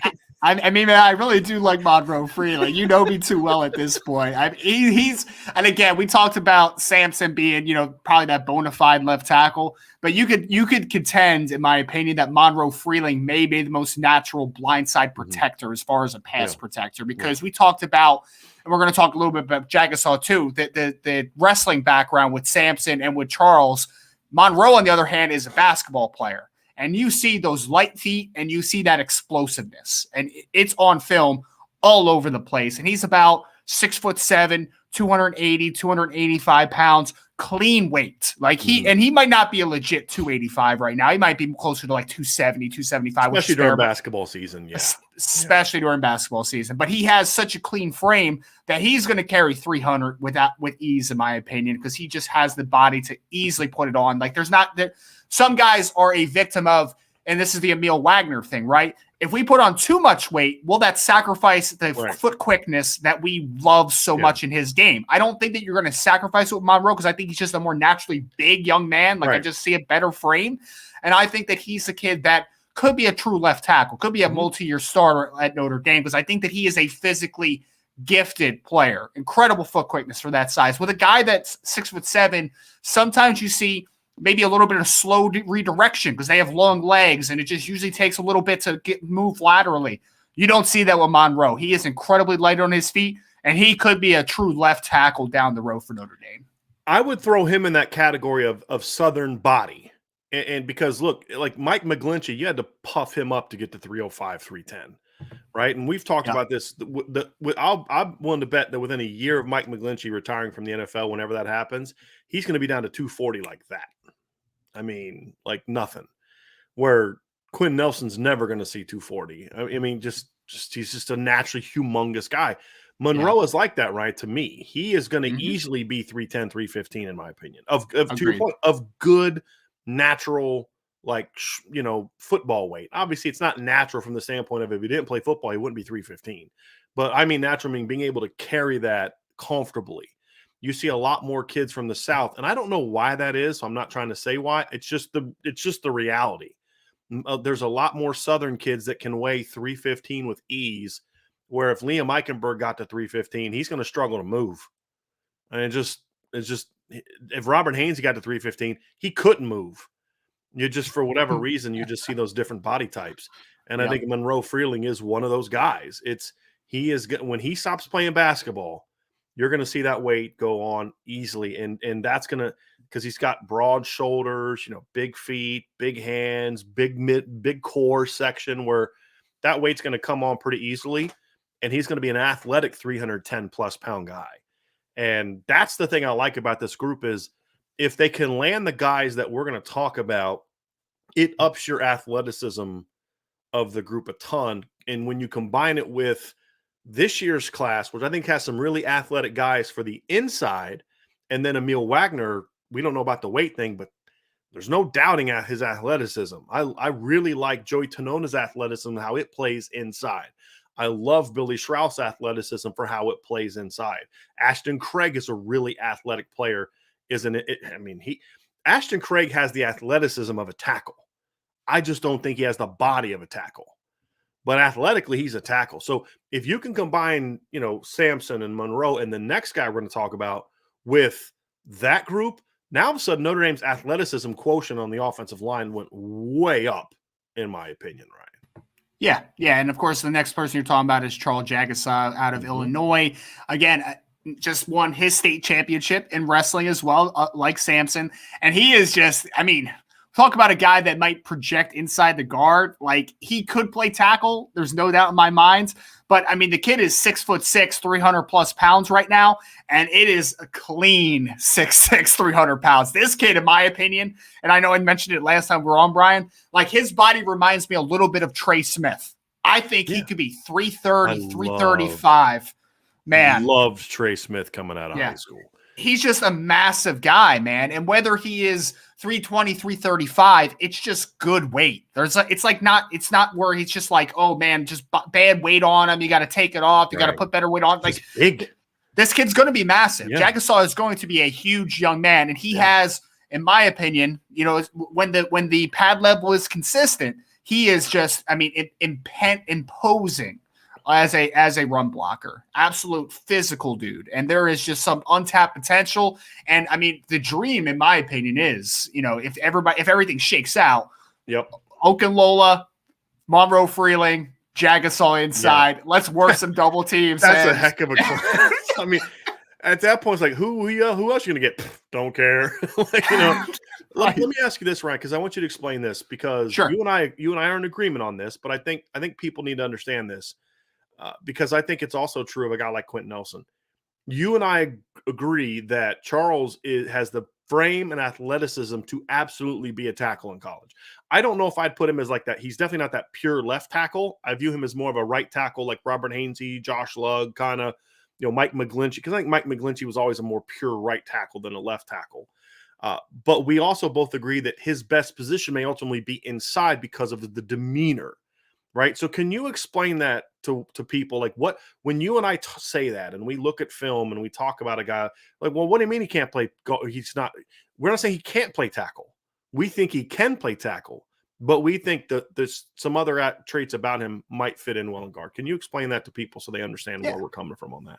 Yeah, there's a few guys that, in my opinion, could be good tackles, but may transition better inside for, like you're saying. And a lot of people talk about the body typing, right? And Charles is going to hit all those. You're going to be like, he's 6'6" with long arms. Why can't he be a tackle? He's got functional foot quickness, and he can. The answer. But what Charles Jaggers does best, he has a temperament about him. Mm-hmm. When you're an offensive tackle, there is more finesse feel to you, right? You're navigating space. You have to work, to set points. You have to work to leverage points in the run game. That is sometimes more important than just being able to not put your head down, because that's not the proper technique, but to be able to drive off the line of scrimmage in a just a nasty manner and move people. And when I see Charles Jaggers, I feel like the more condensed space that he is going to play in, the more movement that he is going to create. And I think that the overall talent level is going to be unlocked to a degree. Can he play at right tackle? I think he can. And Trey Smith played a little bit at offensive tackle at Tennessee. But Trey Smith could have been a left tackle at Tennessee. Oh, absolutely. No question. And he did play a little left tackle. But you saw when he was in a guard, there was just a different feel, because that guy wants to go forward and he wants to move people off the football. And that's that temperament difference we're talking about, comparative inside to outside. And I think that's why the Quentin Nelson example is so important, because I don't know if you agree with this. This is what I think. I absolutely believe that if Notre Dame would have said, Quentin, you're a tackle, and if Quentin Nelson would have said, nope, I'm not moving to guard, I'm a tackle, he would have been a multi-year starter at Notre Dame. He would have probably been an All-American, more of a McGlinchey, Eichenberg type of All-American than a what he was, which is one of the most dominant linemen I've ever seen. And I think he's a 10-year NFL pro as a right tackle, in my opinion. I think Quentin Nelson is a 10-year, and he would make multiple Pro Bowls, in my opinion, as just a right tackle. Athletically, the reason he wouldn't have been as dominant as a tackle is because his nature is antithetical a bit to what you want in a modern tackle. 30 years ago, Quentin Nelson is a left tackle, and he's exactly what he was as a guard because the game was different, right? But now you have to have a little bit of a, okay, let me see what's happening. Let me get in my set. There needs to be a level of patience and where Quentin just wants to come off and crush you. Now, he's had to learn some patience in the NFL because, again, it's an NFL game, but he's just that guy that he wants to come off. He wants to make contact as quickly as possible. He wants to fight. He doesn't want to give ground. And as a tackle, you have to do this. So that's what I'm talking about. It's not that physically, lengthwise, athletically, all those things, Quentin Nelson can play tackle. It's just that his temperament, his demeanor, what makes him is best suited inside. And I think that's when you can build an elite line, Ryan. When you're moving guys to guard because they can't play tackle, you're going to be good inside, but you're not going to be elite. The best guards to me, and it's not always true in the NFL, but it's just more of my personal view. I want guards and a center that are playing guard and center because they can, not because they can't play tackle. And I think that's what Harry Hiestand is looking at. That's what's so important, because if you give me a guy at guard that can play tackle, I'm going to have a really flippin' long athletic offensive line. And I think this year at Notre Dame, there's a chance that you could have 5 starters that really could play tackle for Notre Dame. Look, Josh Lugg and Andrew Kristofic both could play tackle at Notre Dame to varying degrees. Jarrett Patterson definitely could play tackle at Notre Dame. Or Rocco Spindler could be a right tackle at Notre Dame. He's the guy that could do that. Unless Zeke Correll starts, I think all those guys could play tackle at Notre Dame. And that's why another reason why I think this line has a chance to be really good, because they're going to bring back physicality. They're going to bring back toughness and fundamentals. But this is an athletic group, and I would argue it's more athletic than the one he left behind. Because I would argue that, with all due respect, with the exception of left guard, right, they're more athletic, in my opinion, at right tackle, Blake Fisher, with all due respect to Robert Hainsey, than Robert Hainsey was. I think Robert Hainsey probably tell you that. Yeah. Right guard, that would be guard would be the exception, because I think Alex Bars was more athletic at guard than Josh Lugg is now with all the injuries. Jarrett Patterson is more athletic than Sam Mustafer. I'm not saying he's a better player. I'm not trying to get into that argument. Athletic, and people get my Twitter DMs, but he's more athletic. And then I think Joe Alt is more athletic than Mike McGlinchey, just because I think Mike is not a natural. If Mike was 250, he'd look way more athletic than he does now, because he's not a natural 310-pound guy. Sure. Now, that doesn't mean Mike McGlinchey's not athletic, but I think Joe Alt carries that weight better. So I would argue it's at least as athletic as this 2017 line was. Now, we don't know if it's going to be as dominant, right? Sure. We're not talking about dominance. We're not saying, it's going to be better than the Joe Moore. It's not what we're saying. We're saying athletically, I think this group has a chance to be that. And then looking forward, like post Josh Lugg, that's when you start being like, then the athleticism really goes up a tick. Unless Josh Lugg gets beat out, then it's going to happen now. If it's a Rocco or a Billy Schrouth or whoever else, it's got a chance to be a group of guys can flat out move. And I think that's huge in the modern college game, Ryan. Especially because Notre Dame's not an air raid team where they're just going to play like. And here's what I mean by that: air raid teams, you want those big linemen because you're just running pin and pull schemes all day. So you don't need great movers. You're just down blocking and being physical and running some ISOs and some pin and pulls and things like that. Notre Dame is more of a pro style offensive line, meaning inside zone, outside zone, counters, buck sweep, screen game, where these guys can't just be little phone booth guys. They got to move. They got to get to the second level. They got to play in space. They got to be able to block corners on screen game. They got to be able to, to do all. They got to be able to wrap around and get up inside the B gap from the backside on a pull, and not have to wait on, and not where Chris Tyrese putting his hand on your back because he's waiting on you to get around, right? Like there's a level of athleticism that's required in this particular type of offense that you don't necessarily need in an air raid at USC or Oklahoma. And I think those are the things that why it's important to have the athleticism we talk about, because I don't think it was as important that Oklahoma had the level of athleticism that Notre Dame has. I think Oklahoma needed bigger, stronger, tougher guys. Orlando Brown, right, and because it fits that offense. But at Notre Dame, I think they need the athleticism, and that's the thing I like. But this group, in my opinion, has that. And let's talk about a couple other guys, Ryan. So, well, actually, before we do that, I did want to get just so we talked about Monroe Freeling and Charles Jagasaw. What's the latest with those two guys? I know that neither kids are just now starting to set up their spring visits. A lot of these kids don't have stuff set up, so that's why there's not a lot to share. Like we said, Sampson and Charles Jagasaw just finished their wrestling seasons this weekend. That's been their focus, which is why there's not a lot of visits set up really anywhere. Yeah. Well, to go off of those two, right? Talking about Charles Jagasaw and Samson Okalola. I literally just got off the phone with Sampson probably like 15, 20 minutes before we got on here. He is just, I just finished wrestling. I'm basically taking this week off, and then I'll figure out what the visits are going to be. So he's just, kind of letting his body recover a little bit, because it's a long, grueling, for any people that wrestle out there, wrestling season is a tough season to say the least, man. I'm dropping weight and doing all that type of stuff. It's not easy. And Charles is the same.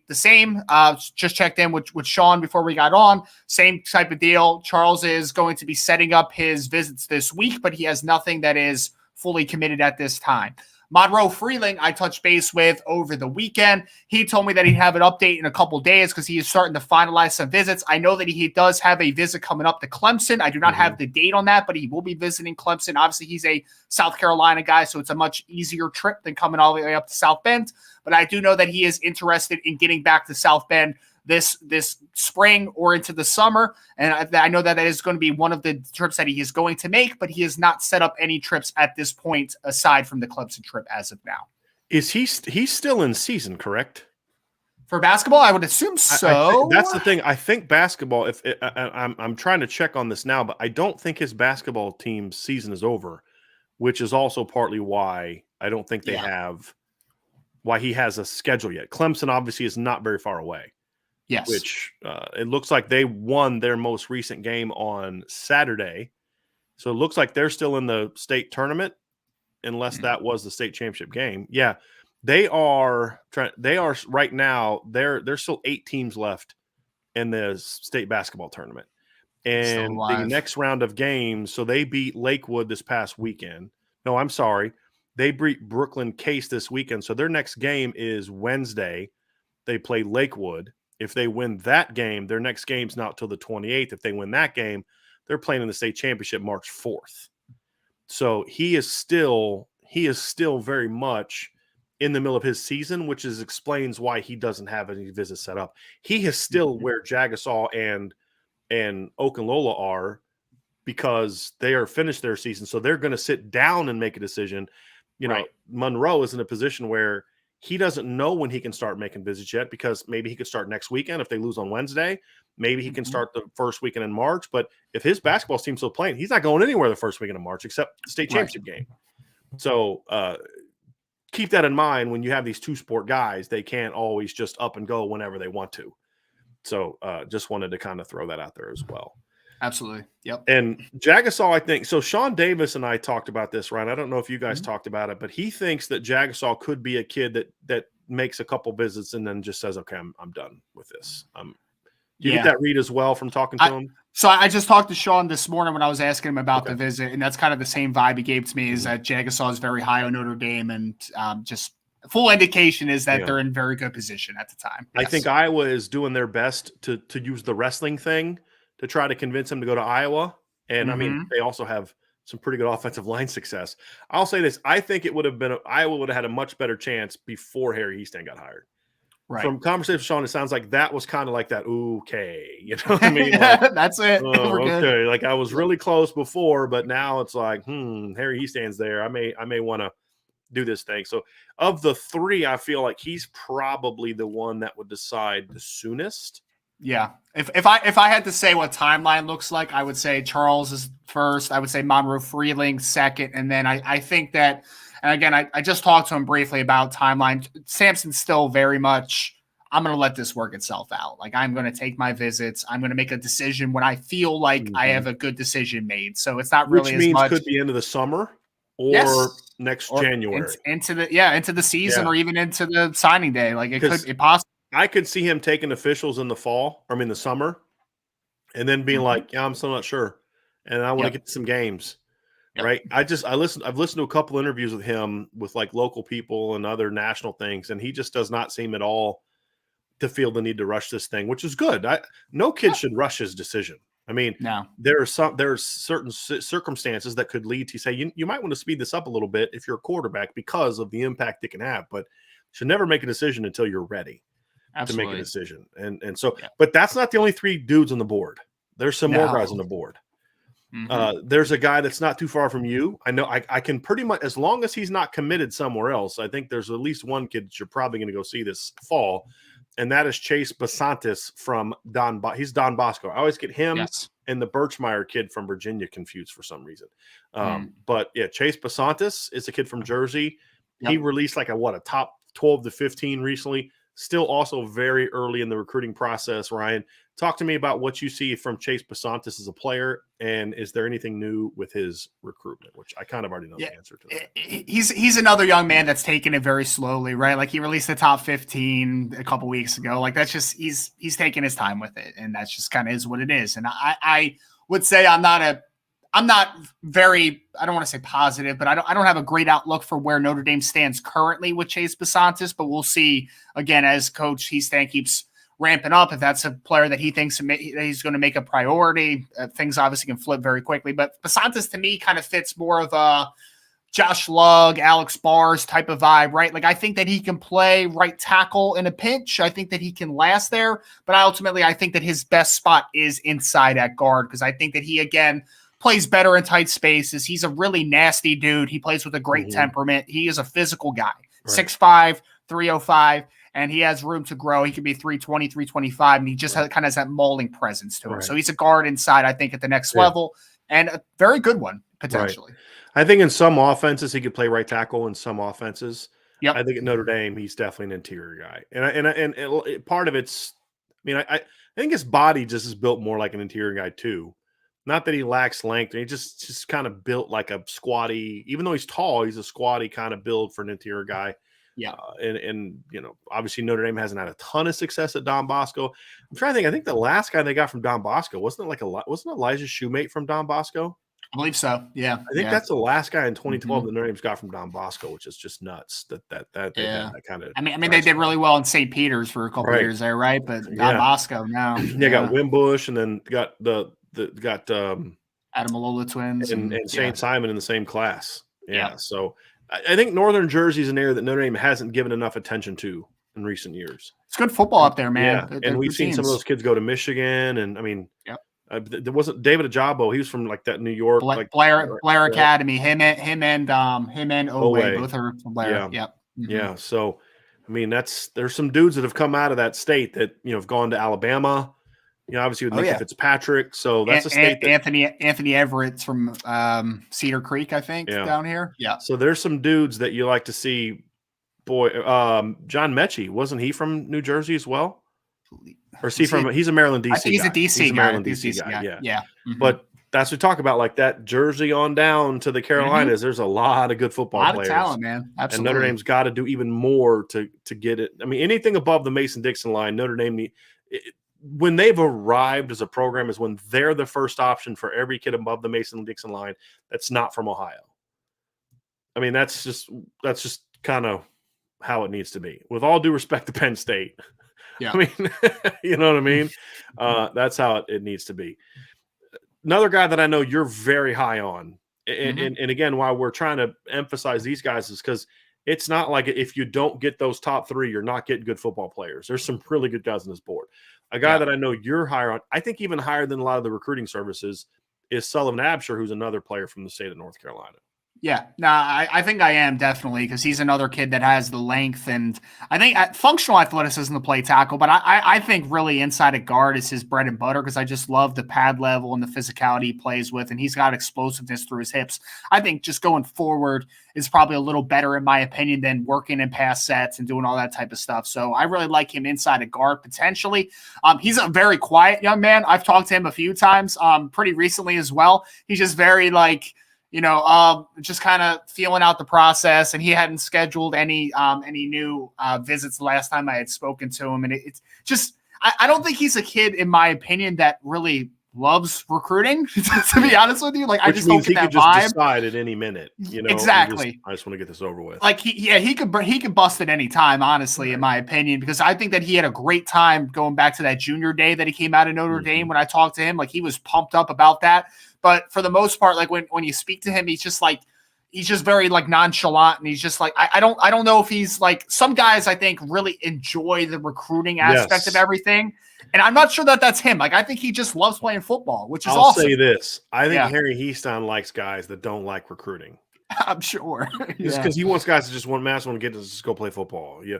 I'm going to say this, Ryan. I'm going to make this statement, and you tell me if you agree or disagree with it. Had Sullivan Hamster visited in March instead of February, he would have committed after his visit. The reason I say that is because the timing of his visit with Heastown, had Heastown even been hired officially yet? Or had he just been hired? I don't think he'd been even officially hired yet. I don't think so. No.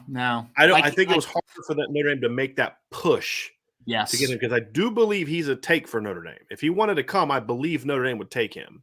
I think so too. But I think that's my thought. Had he come in March instead of February, I think there's a chance he'd be in the class already. Yeah, because I think that was that little period where, like, you knew it was going to be Coach Heastown, but he hadn't been officially hired type of situation. There's things he could and couldn't do. And you're right. Right. Exactly. Yeah. And it's a very solid point, because, again, Sullivan, I mean, after that, he was like, I'm pretty sure his quote was like, "Man, that was friggin' awesome," and he was just like so pumped after that visit. So I think if Notre Dame, if he is a legitimate take at Notre Dame and the staff likes him that much, I think that they have a very good opportunity to grab Sullivan Hamster, because I think that the love for the Notre Dame is very mutual on his part. So I think they're in a really good spot if they choose, if they want him. Yeah.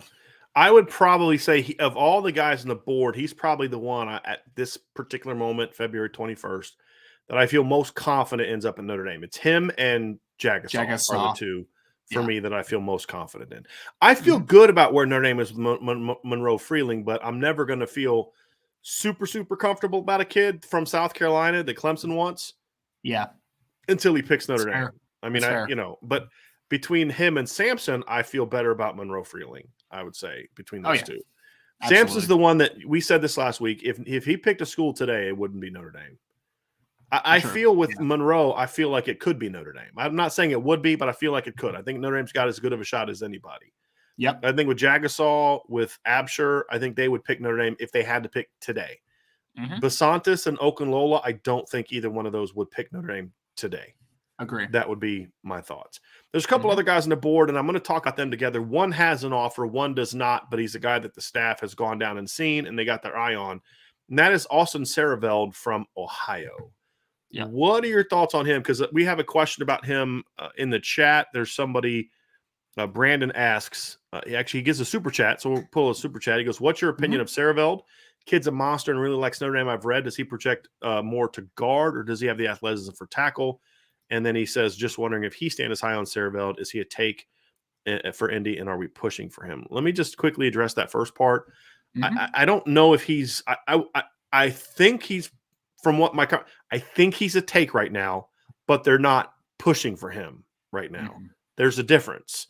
A take is if the kid called and wanted to commit, you'd say, sure.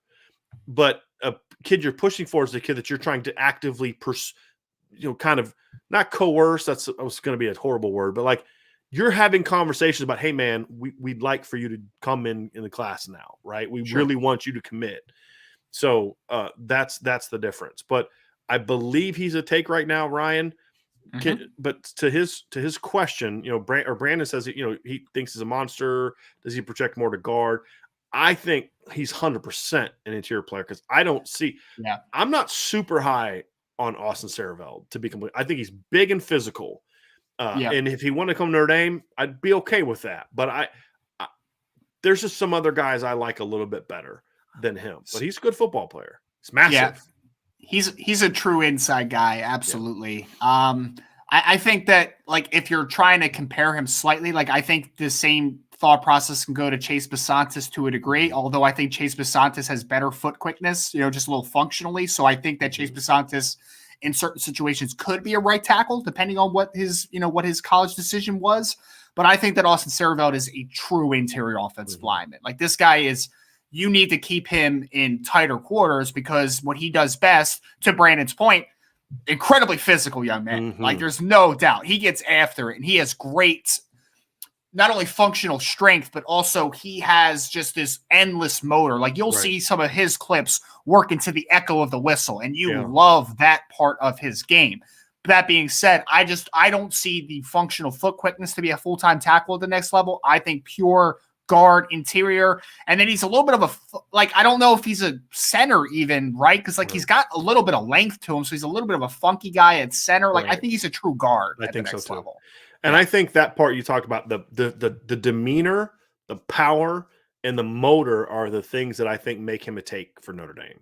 You want guys like that in your room. That's the kind of guy that Michigan has a lot of on their line last year. Michigan has guys on their offensive line, in my opinion, that don't touch Notre Dame, some of Notre Dame's players from a top-level talent standpoint. But you know what Michigan had this year on the offensive line? Those kids played with some nastiness. Yes, they did. Right? We saw against Georgia that they just don't have the talent to really compete. Like, the physical, the athleticism, like, there's no Quentin Nelsons, there's no Ronnie Stanleys, there's no Zack Martins on that group. There's no Blake Fishers and Joe Alts and Jarrett Pattersons, in my opinion. But what they had that Notre Dame didn't is they were really well coached and they played with a nastiness. And there's two ways that you fix that as a coach. One is you've got to work on changing your culture, which Sean and I talked about on Saturday. Number two, you recruit dudes that already have that. Yeah. And then that's what, to me, that's why, even though there's things about Austin Saravelt I don't love on film. That right there is why I almost feel like if he wants to come, you have to take him, because he is an attitude definer. Like, he's going to come in and say, hey man, you may be longer than me, be more athletic than me, but if you want to keep that job or you want to start over me, you better outwork me. Sure. And that raises the bar of the guys around him.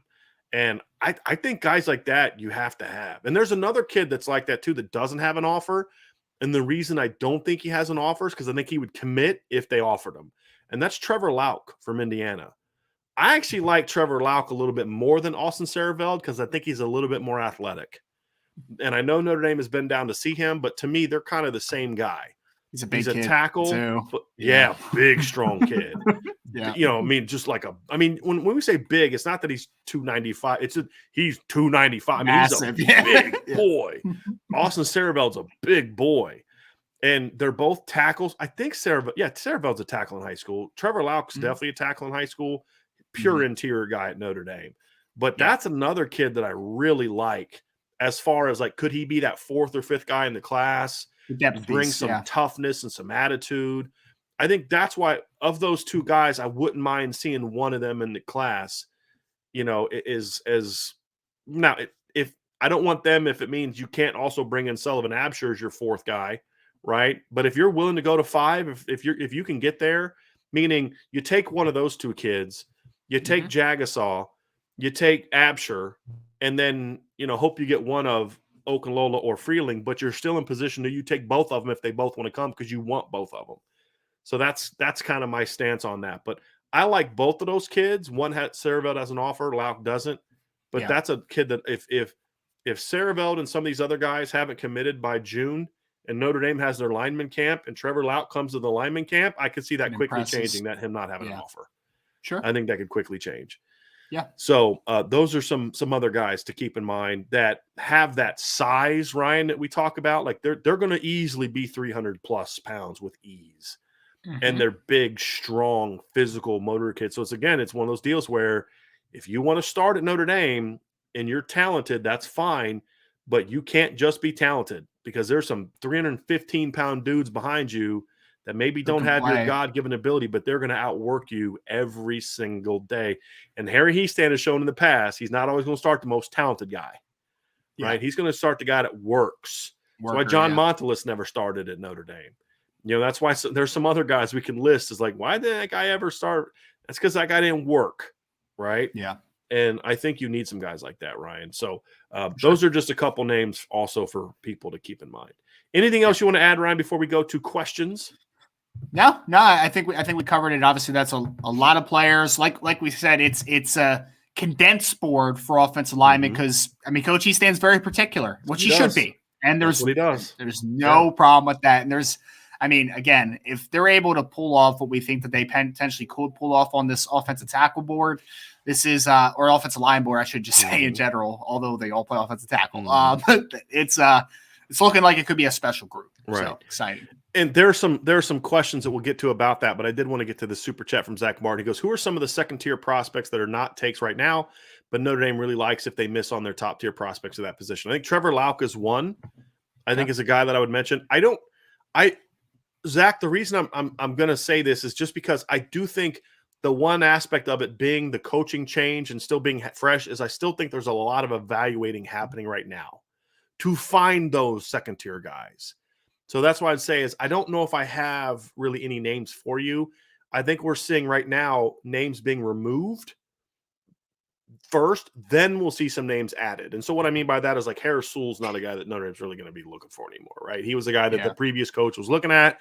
He's more of a pure guard, right? And I don't think Coach Hiestand's recruiting as many of those, right? So if we're going to go for a pure guard, looking at it from their standpoint, we're going to look at a Saraveld, more, an Ohio kid that's got some more size and a little bit more athleticism to him.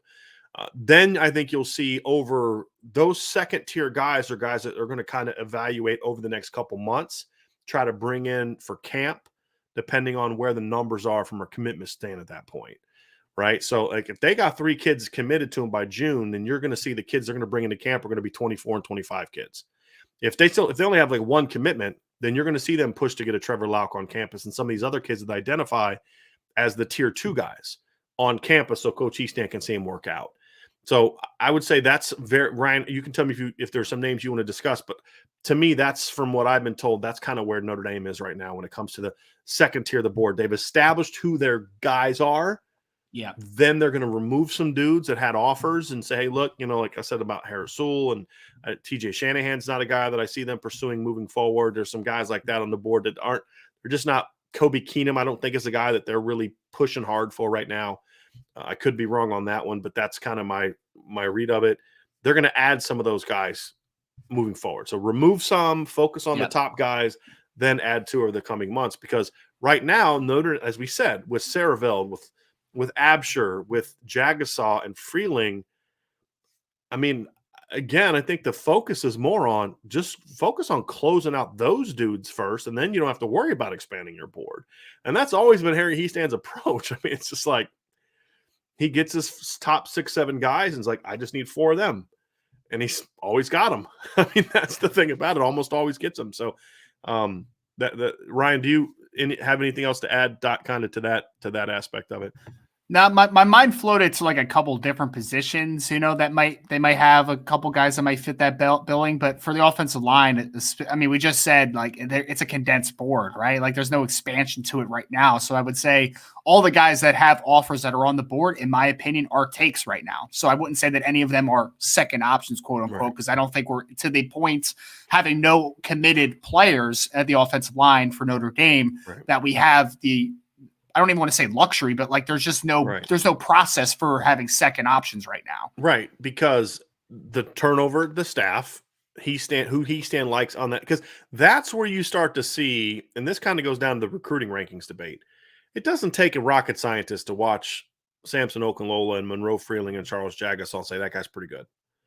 Right. It's the tier 2 guys that separate the great evaluators from just everybody else.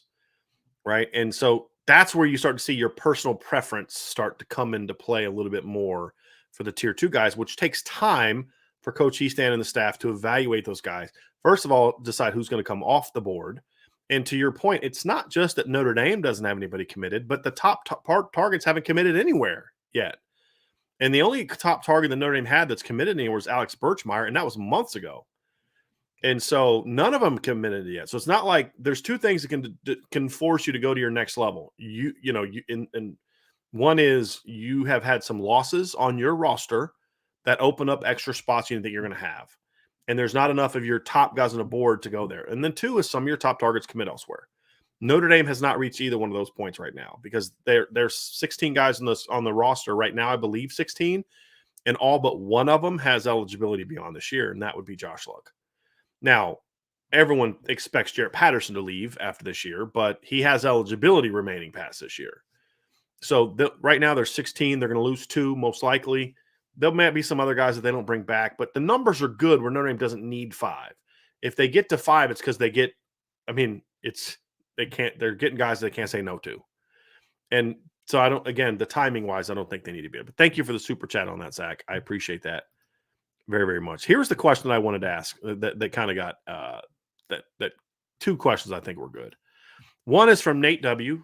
It says, is the 2023 offensive line recruiting board more talented than the average year? I have an opinion on that, Ryan. Do you have an opinion on that one? More talented than the average year. While you let that marinate, I'm going to say no.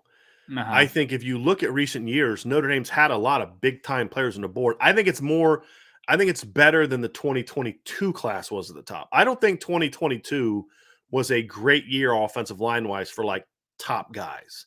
I think there was a few top guys. Some of the top guys in this class I think are overrated. But it's not a great year from top guys. I think, like, 2021 was a better year. 2020 had more top guys. I think what's happening now is Notre Dame has a better chance at some of those top level guys where they were getting removed pretty early from some of the top guys in the past, or they just weren't in the ball game.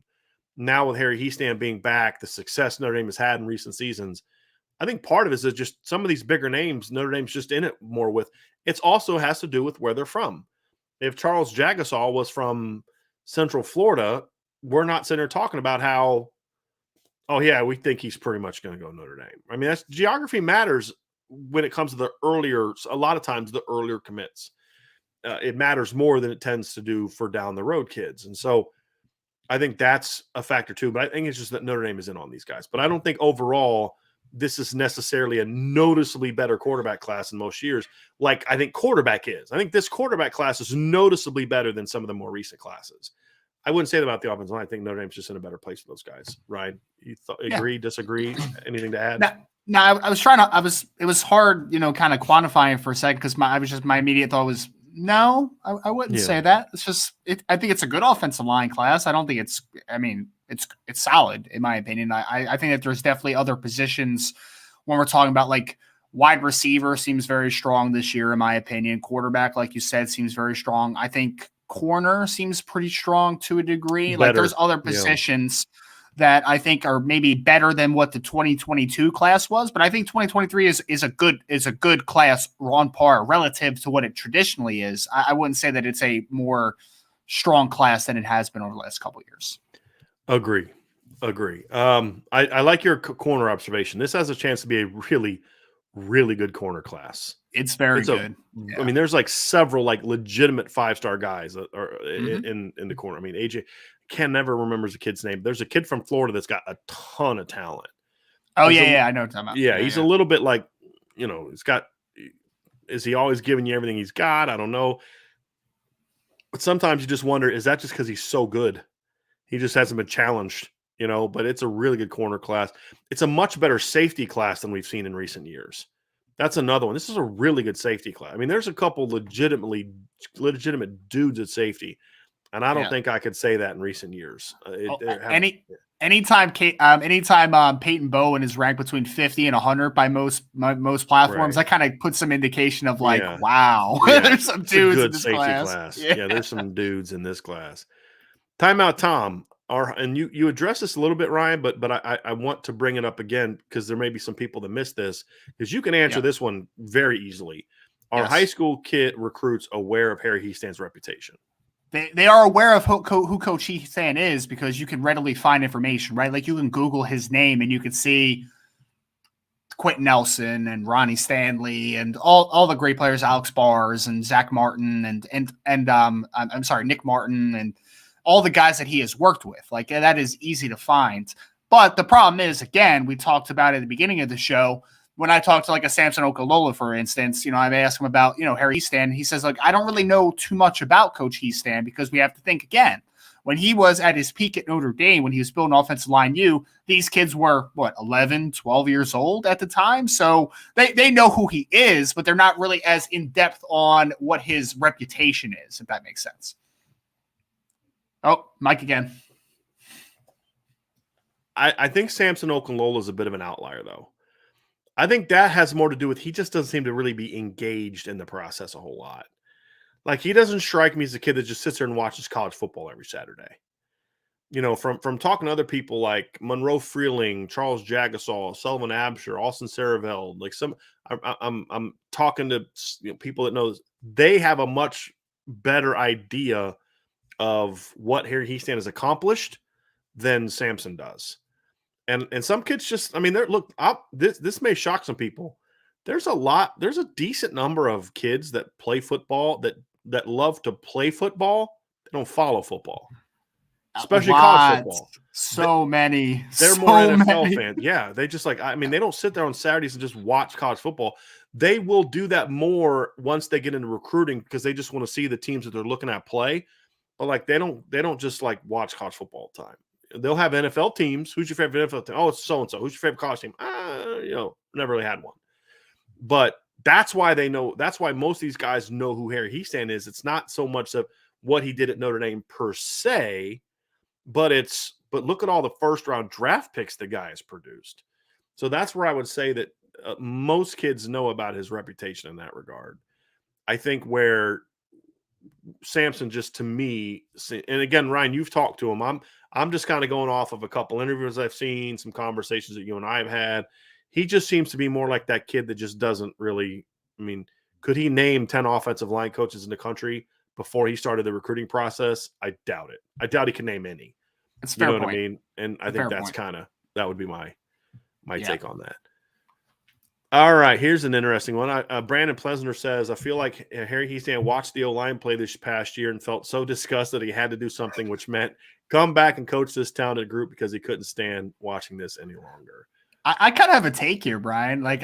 Please. I feel, I don't know if it's quite to that extent, but I have to think that, and this is from the positive outlook for a second, right? I have to think that Coach Heath-Stan watched them play and said, I could make something of that. Yes. I could work with that. Right. Looking at Blake Fisher and Joe Alt, I could work with that. Right. Andrew Kristofic, I know him. I could work with that. Jared Patterson, All-American player. Imagine what I could do with that. Right. I have to think that is an internal driver for Coach Heath-Stan. And he kind of has a perfectionist outlook to me, right? It's I could do stuff with that. Right. I can make that work. And he loves Notre Dame. So I have to think there's got to be something inside him that's saying, I can make that work better. I think that is way closer to his view than that guy sucks. He's ruining the line, and I'm disgusted. I think it was more of, to your point, I think it was more of but I'm telling you, if Brian Kelly doesn't leave, it's not happening. It's not happening. I'm just telling y'all, right? It's not happening. So I think all the stars aligned, to your point. I don't think Harry Heath-Stan wanted to walk into a reclamation project, not at his age. And that's definitely not what he's walking into. I think you're absolutely right, Ryan. I think it was more of there's some things there's some kids I could make that kid a star. I can make that kid a star. We could have some fun with that kid, and I think when he looks at Blake Fisher, he thinks, I truly believe, and this is based on some conversations I've had, I think he looks at Blake Fisher and gets the same kind of excitement he had when he landed Quentin Nelson. If that kid comes here and is willing to put in the work, I could make that kid something really special. For sure. And that's absolutely, Ryan, you absolutely nailed that. That is much closer to than the whole, I just want to barf. I mean, that's how we felt watching the offensive line, but I don't think Harry Heastan looked at it that way. And I think you have it a lot closer. Terry Washburn says, been watching a lot of 90s era games, and they could almost every play get at least 3 to 4 yards carry, and that was between the tackles. Sure would like to get back to that. I think a lot of people would. ICURN with Irish Luck. Are you higher on the potential recruits we are getting this year over Billy from last year's recruit? Any of them have Blake potential? Ryan, you want to start on that? I have a very strong opinion on this, but if you want to go ahead and take that one first.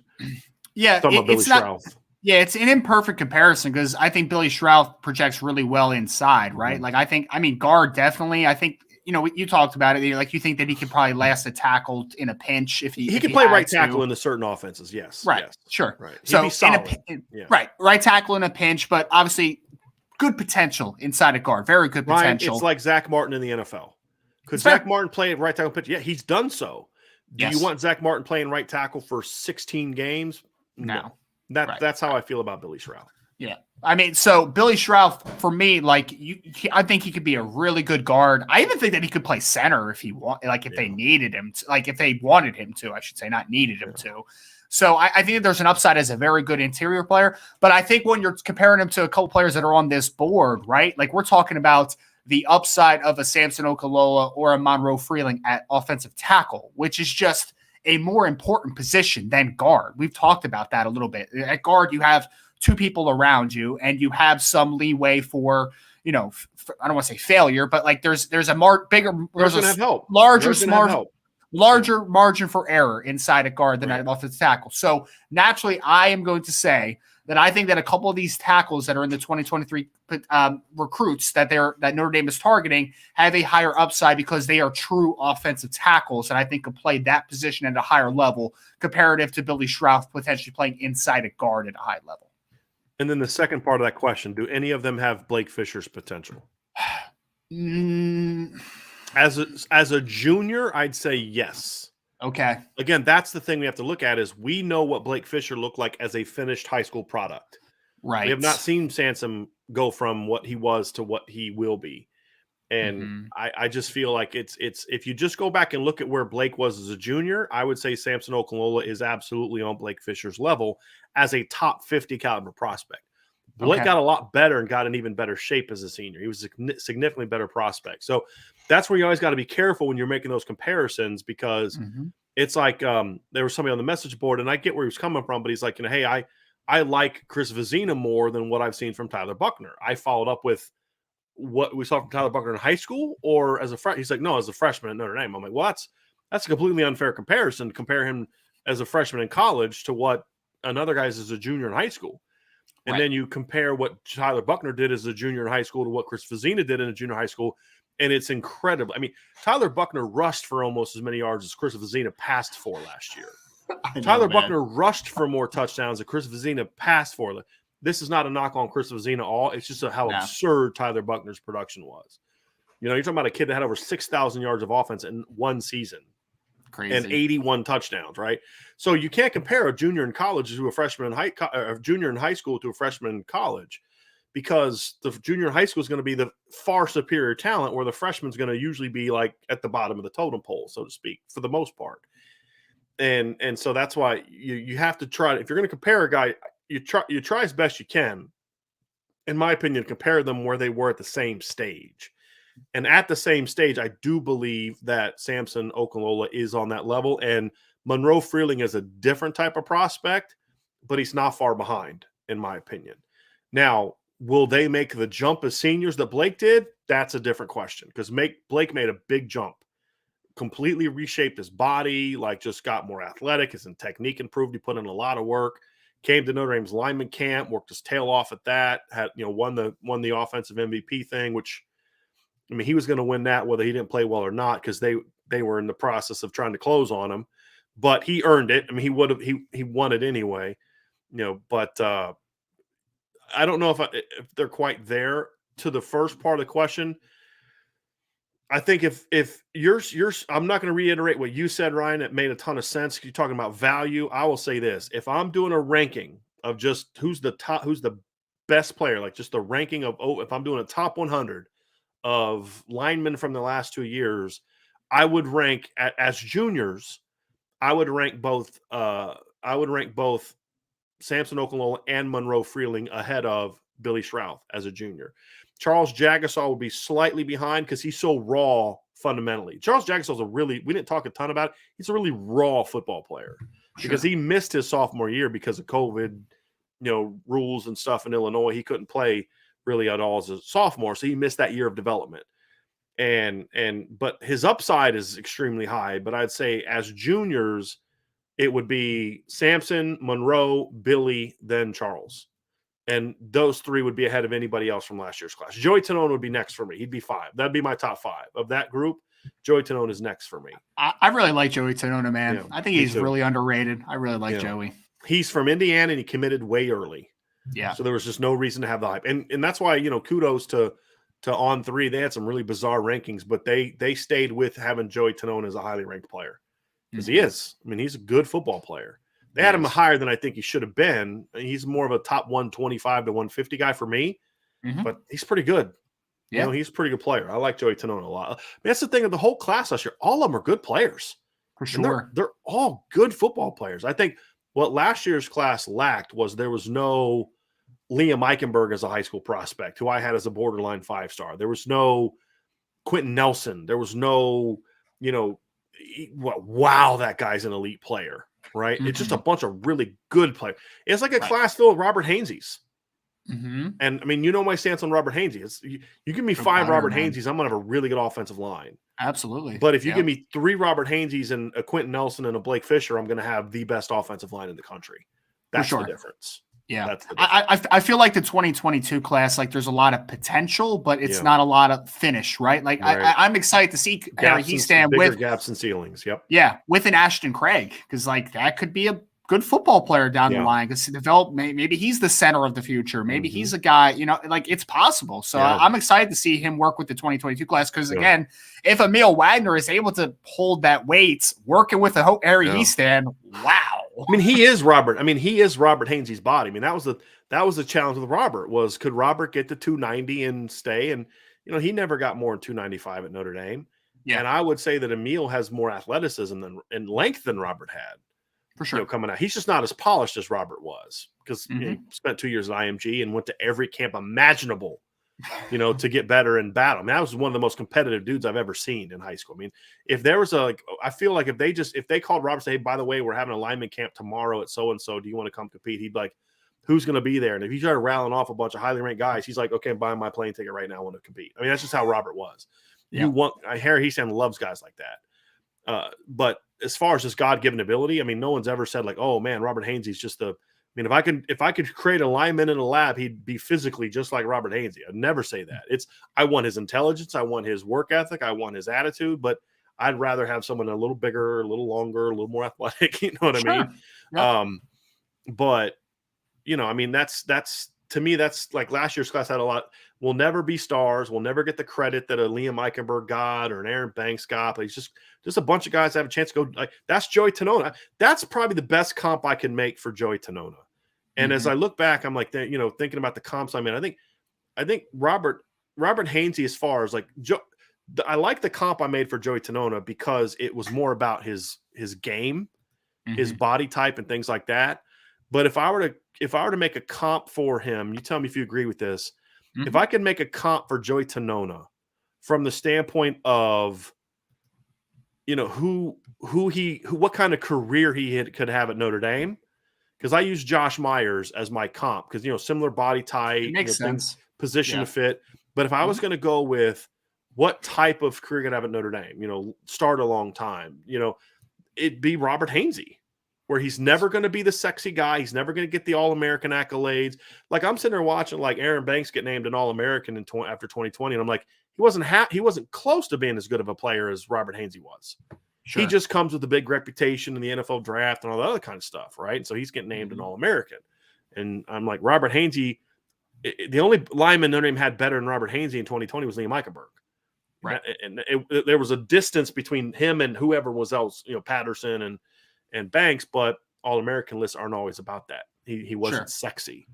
And that's Joey Tonona to me, right, Ryan? I mean, is that a fair – when we talk about what type of career could have at Notre Dame, is that a fair – would it shock you if Joey Tonona somehow is – oh, wow, Joey Tonona is rotating in at guard for Notre Dame with Josh Lugg? I mean, would that shock you? Nah, man, not at all. He's I mean, that's why I kind of brought him out of, just out of the blue in this conversation. Because I just think that he's just so underrated. He reminds me of and this is not even a comp to the playing style, but Ryan Jensen that plays with the Buccaneers right now. Everybody talks about Tristan Wirfs at right tackle because the kid is a freak show, and the left guard, 74, his name's escaping me, but he's a really good football player too. Those are kind of the dudes on the Bucs offensive line, and no one talks about Ryan Jensen. Ali Marpet, yeah, Ali Marpet. You go the D3 guy, Ryan. Come on, man. I'm sorry, man. Hobart. I know. I can't. I remember the college, but I didn't remember the guy's name. It's so bad.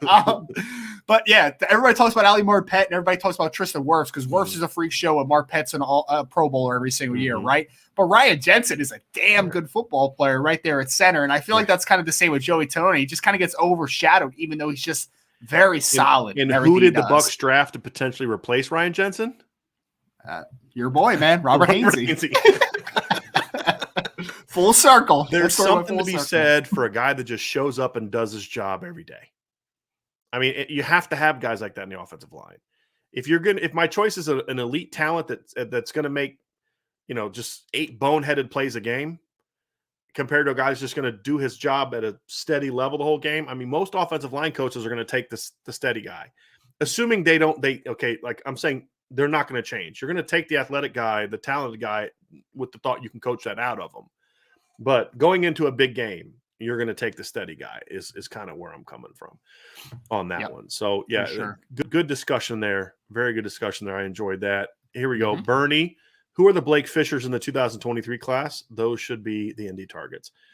Bernie, part of what makes Blake Fisher is there aren't a lot of Blake Fishers. And we kind of just discussed that, but I wanted to bring this up because it's kind of like somebody said last week, Notre Dame should recruit a Bryant Young every year. There isn't a Bryant Young to recruit every year. There isn't a Bryant Young to recruit most years. That's like saying if you're not recruiting a John Elway type of quarterback, you're just not doing this right. I'm like, well, the last time a John Elway kid came out of high school was in 1979. His name was John Elway. You know what I mean? Right. Yeah. But to the point, I mean, I do think Samson Okalola can be that kind of guy. But there's not an offensive line in the country with 5 Blake Fishers across the line. Not one. Absolutely. There's not an offensive line in the country with 2 Blake Fishers in the starting lineup. So I understand where you're coming from, but that's just, it's not realistic. All right. Timeout Tom says, in reference to what Brian said before, is there any recent talk about the present offensive lineman's willingness to take Harry Hiestan's coaching style? Tom, I've brought that up before, just as a sort of this is something that is true whenever you hire a new coach. I have not heard a thing about this guy may not like Harry, this guy may not fit with Harry. I haven't heard any of that stuff. I'm simply making the point. I'm not going to put this on Ryan. I'm making the point that until they get on the field, that's always going to be a concern, is how certain things mesh together. You never really know that. And you never know how you're going to take a guy's coaching until you've been coached by him at the end of the day. So it's important, but it's not something that I'm necessarily concerned about with any particular players from the standpoint of, I don't think that guy is going to take the Harry Hiestan's coaching. And I want to make sure that I make that clear, because some people have lost that a little bit. Michael Parks says, with Harry Hiestand coaching Tosh Baker for the foreseeable future, how close can he get to Mike McGlinchey? You want to go ahead and touch that one to Ryan? Yeah. How much close can he get to Mike McGlinchey? In the perfect world, in my opinion, is that Tosh Baker takes a huge step forward this year, right? Because Joe Alt and Blake Fisher are going to be the bookends at tackle unless somebody forces a hand, right? And I honestly don't even know if Tosh Baker even takes a massive step, that if Blake Fisher moving inside is a honest thing that could happen. I don't know if that's a reasonable thing to expectation. But what I do think is if you have a guy like a Tosh Baker with his raw athleticism and his length that take a massive step forward, maybe there's a way that when we can get him on the field and get Blake Fisher to potentially even move inside the guard. And that's no knock against Blake at all, because I think Blake could be a It's about getting your best Fantastic five tackle. on the field. That's all it has Right. ever been about. Is Yes. if it's Alt, Baker, and if Alt, Baker, and Fisher are your three best offensive linemen, your best lineup does not involve Alt or Fisher or Baker inside because they're not guards. I mean, this is the point. It's people act like moving a kid to guard's a punishment. I mean, moving Zack Martin to guard made him hundreds of millions of dollars. An All-Pro. And he's going to be a Hall of Famer. He's not that as a tackle. Moving Quentin Nelson to guard made him a Hall of Famer. As we said, Quentin Nelson would have been a good, solid 10-year pro as a tackle. He's not Quentin Nelson. We're not talking about him like we talk about him now. Moving to guard's not punishment. And that's something – and we had another – Tom asked, there's people say Blake Fisher's not going to move to guard. First of all, I highly doubt Blake Fisher has said to anyone that I'm not playing guard. And if he did say that to someone in the media, they should probably keep that to themselves because that's an 18, 19-year-old kid just speaking, right? It would take one sit-down conversation with Quentin Nelson and Harry Heastan to convince Blake that this is what's going to be best for the team and this is why you're going to play there. And he would accept it, in my opinion. And if he doesn't want to accept it, then you move on. I mean, at the end of the day, you got to do what's best for the team, right? And if you don't want to do it, if you're all you're focused on what you want to do, then I mean, you move on from it. And when I mean move on is either you do what's best for the team and he decides to leave, or you move on from the potential of moving. It's whatever you decide as a staff. I don't really care. I'm not saying move on from Blake Fisher per se. You just, okay, fine. We're going to do it anyway. And if you don't like it, you can leave, or fine, we're going to figure something else out. One of those two things. But it's just, but I again, I have a hard time. I have a hard time thinking Blake Fisher is going to look at Harry Heastan and Marcus Freeman and say, no, I'm not doing it. I'm staying at tackle. Right? I have a hard time with that, a really hard time with that. But who knows? Kids these days, who knows? I'm saying sarcastically. Brandon Plensner, Monroe Freeling, Charles Jaggers, Samson Okalola, Austin Saraveld, Sullivan Hamster, and Chase Besantis are the guys the staff should be focusing on. Get a 4 to 5 man combo out of that group, and we're set. So I'm putting this up because he said this before we started talking about names. So props to Brandon for pretty much nailing the board at that point in time. But yeah, I think if you get 4 to 5 guys of that combo, I think you're set. I will say, however, you're going to want to get at least 1 or 2 from that first 3 for this really to be a special class. Because if you get like Besantis, Absher, Saraveld, and then Jagasol, that's a really good line class, but it's more like last year's line class than like guys. The 2014 unit that had Bars and Quentin and you know what I mean? Like, or it just, that's kind of would be my, there's not the star power that you've had from other years, in my opinion.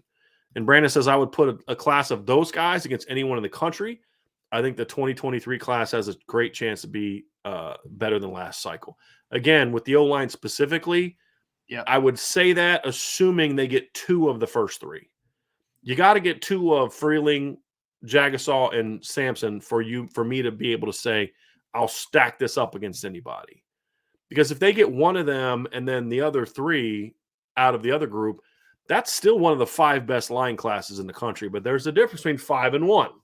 Right, Ryan? I mean, that's the thing. So do you agree or disagree with that? No, I agree. I agree because again, if you're going to the tail end of that list and you're taking, like you said, Saraveld and Besantis and I don't want to say too many of that group, but if you're taking the majority from that group and not from the first 2-3 names that we talked about, then we're loading up with more guards, right? And we already saw Billy Shrouf, Joey Tenona, like those guys are going to have to play together. There's going to have to be some type of fit. Without true outside guys, then we're just working with a bunch of guards all the way through the lineup, which is going to really limit the possibilities that you can have up front. Right. And it limits the star power that you're going to have from your line as well. And I think to really, really have a special line, I mean, it's not a surprise that Notre Dame's 2 best offensive lines of the last 20 years had multiple first-round picks in it. Well, at least one of them did. The 2015 line did.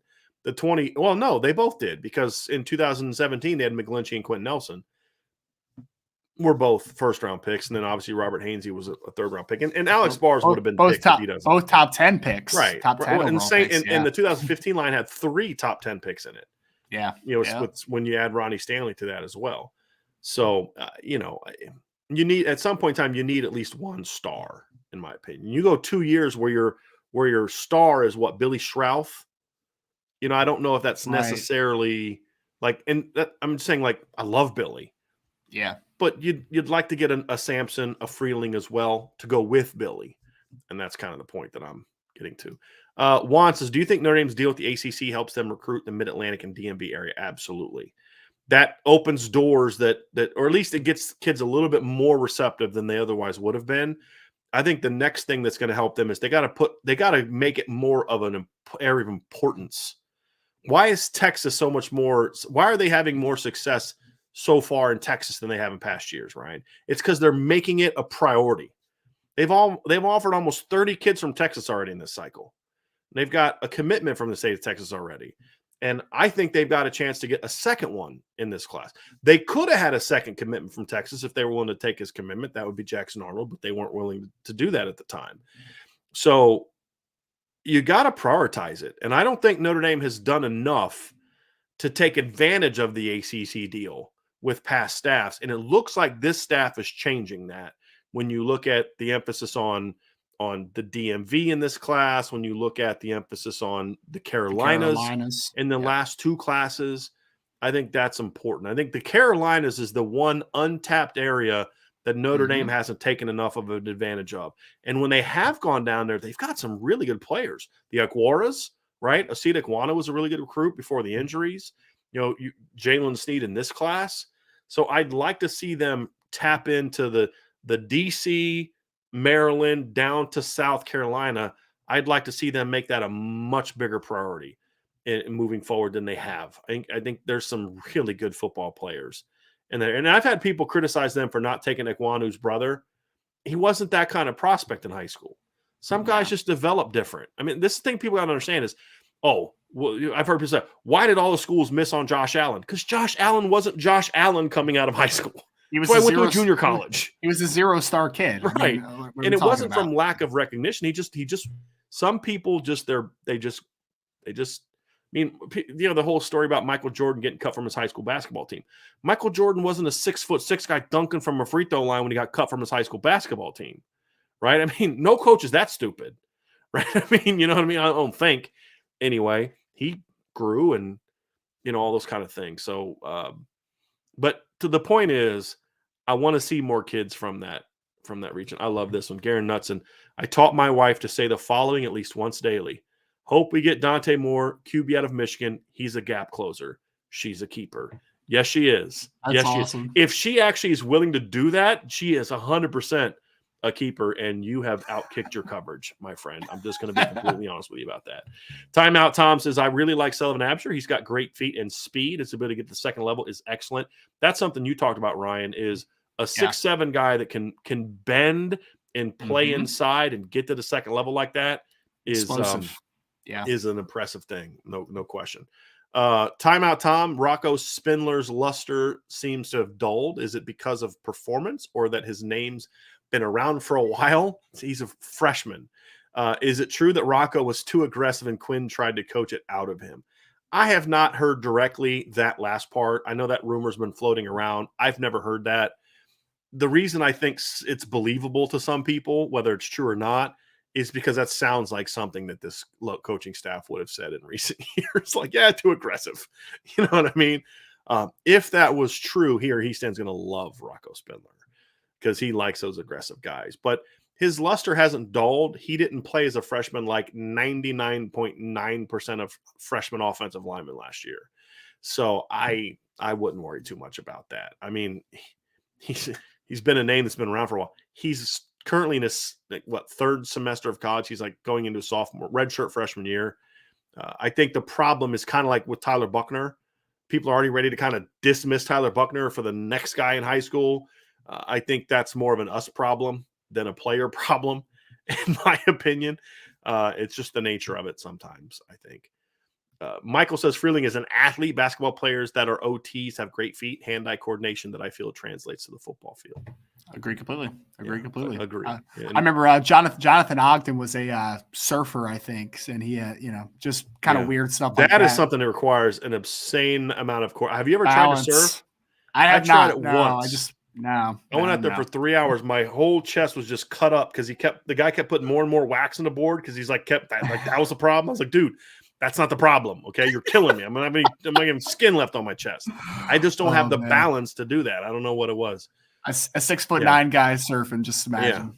Yeah. I've got some buddies that love to share a story. Lou Samoji used to share a story about how Notre Dame almost got him. He was almost about to commit to Notre Dame and ended up deciding to go to UCLA. But could you imagine that? That'd have been fun. Oh my God. Yeah. Keegan McLaughlin at guard. Love guys that have a destroy the guy across from you and kick linebackers' butts. I want soul takers at guard. And to move the center of the line. Soul taker. I like that's the demeanor that Ryan was talking about earlier. That's when we talk about disposition, it's not guy's a sloucher, he's a guard. That's not what we're talking about. It's what Keegan just said. You want, and that's like when we talk about the no Moss game against USC in 2017, that's exactly what we're talking about. Like Quentin Nelson and Alex Bars took the soul out of the USC players, right? I mean, they wanted it no more. I don't want this. Like, you know what I mean? Like, I have to share a funny skit with you later that just kind of popped in my head. It's probably not appropriate for the show. Okay. Orange glove guy. It's a Key and Peele skit. Just out of curiosity, besides sitting him down, what could Hiestand have done with Kane Madden? I think Kane Madden would have been a much better player for Harry Hiestand. He still would have been very limited athletically. But Harry Hiestand would have had him playing with toughness. He would have had him playing with much better footwork, hand placement. Kane Madden was a kid that wasn't overly athletic at all, and he was really short. And I don't mean short just in height, but short in length. A kid like that has to be really sound fundamentally. And the one thing I did like about his film at Marshall, Ryan, was he was fundamentally sound. Right. The problem is he was coached at Notre Dame by someone who didn't know how to coach offensive line technique at the level needed for a kid that lacks the God-given ability to be successul. Yeah. And that was his problem. No, I agree with that. When you have an absence of length and athleticism like Madden had, there's a smaller margin for error. Like, it's just a natural thing. So when you have a guy like him that is maybe not as technically refined, at least as he was this past year, that's when mistakes get made and there's no ability to recover. Mm-hmm. The great thing with some guys like Samson Okalola, if he has a bad set and he gives up like an inside move, he still has a chance to recover because he has that length and he has that foot quickness. For a guy like Kane, technically, we even saw that with Josh Lugg last year. There were times when Josh just was slow out of his set, but he was a pretty, he's not super, super long, but he's 6'7". He's got he's more wide than he is long. Was that, you mean, Ryan? Like, I think his width is going to probably be better than his actual arm length is going to be. Sure. Because I don't think Josh has super long arms. No. But he's got, broader shoulders and things like that. But he can. Blake Fisher was this way in the limited time he saw him. You could beat Blake Fisher off the line, but he's just so long and athletic that he's still gonna be able to get hands on to you. Where a kid like who's 6'1.5" with short arms is just, if you beat him, he's done. Yeah, he's toast. Can't recover. Yeah. And he just didn't move his feet. And like that was something all the linemen struggle with for the most part. It's gonna hurt some more than others. And Kane Madden is one of those guys. For sure. Irish 0687 for a long athletic tackle type line. What are the biggest challenges that can be thrown at them from the other side any given Sunday? I think it's guys that are smaller that are really good at getting underneath your pads. Oh yeah, leverage. I think that's really it. Like if Aaron Donald type guys are going to have more success because he's also athletic, but he's just going to win. It's hard to beat him from a leverage standpoint. Yeah, so, no, you're absolutely right. It's when you're a longer guy, naturally sometimes your just butt pops up a little bit, right? Your level raises, and that's where you see like some of those guys that get bull rushed into the pocket a little bit, right? Like that's where that center of gravity is against them a little bit. It's a little tougher for them to bend and get their butt low and to get it in that proper power position, and that's where people talk about anchor a lot. Can they anchor against these pass rushers? When you have high pads, it's harder for you to anchor and to sit down on power. Last couple, what we have 8 returning offensive linemen that had starts at some point in the season and 8 more with talent and some upside. I'm expecting 10 offensive linemen ready to play against Ohio State. That'd be nice. I think 8 is where give me 2 centers, 3 tackles and 3 guards. That's where I mean, as long as you have that ready to play, I think you're going to be good to go. The world famous Scotty Nitro. How much of is O-line recruiting affecting the decision of Dante Moore? It'll be a part of the decision, just like receivers and scheme, and it'll play a role. It'll play a role, and I think to the point, Ryan, I would say that the more big time linemen you have committed, the better it's going to be. And it doesn't hurt that you signed one of the best offensive line classes in the country a year ago. I don't think that is going to hurt Dante Moore either. No, and it's obviously the tradition that follows behind it. And Dante Moore knows who Kerry Heastand is too, Sure. right? He knows that he's coming back as well. Oh, yeah. Offensive linemen tend to get into classes a little sooner, and wide receivers tend to get in a little later, right? So getting a couple of those guys in will only amplify the Dante Moore effect. Yep. Michael says, how many 2023 O-line should Notre Dame take? Also considering potential transfers out of Notre Dame. Thanks. Regarding potential transfers, those still might happen, but that won't come until after the spring. There may be some kids who kind of see that, hey, the writing is on the wall, but that won't happen until after the spring. I think 3 is the minimum. You have to get at least 3. I think 4 is the sweet spot for me. You go to 5 if you've already got Freeling, you've already got Jaggers, you've got, let's say, Sullivan Hamster, and you've got either Saraveld or Absher, or Besantis, or Lauk, something like that, and you're still going to keep recruiting Samson Okalola. Sure. And if he decides he wants to come late, you still take him. That's or if you got Sampson and Monroe decides late, one of those top 3 guys you decide late that they're going to come, you take 5. But I think 4 is the sweet spot. Ryan, do you agree, disagree with that thought?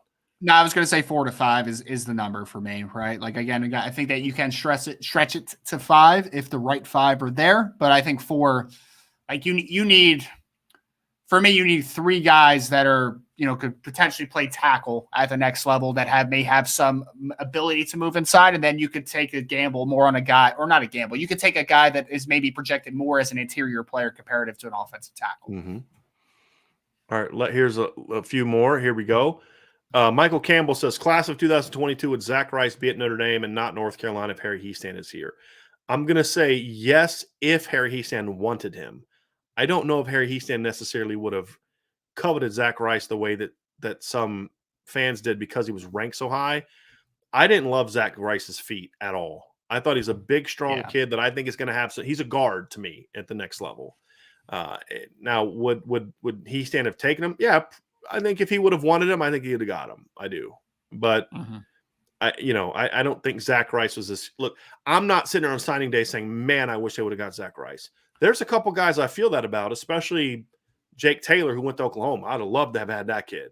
But I did not at any point in time say, man, if only they would have got Zack Rice.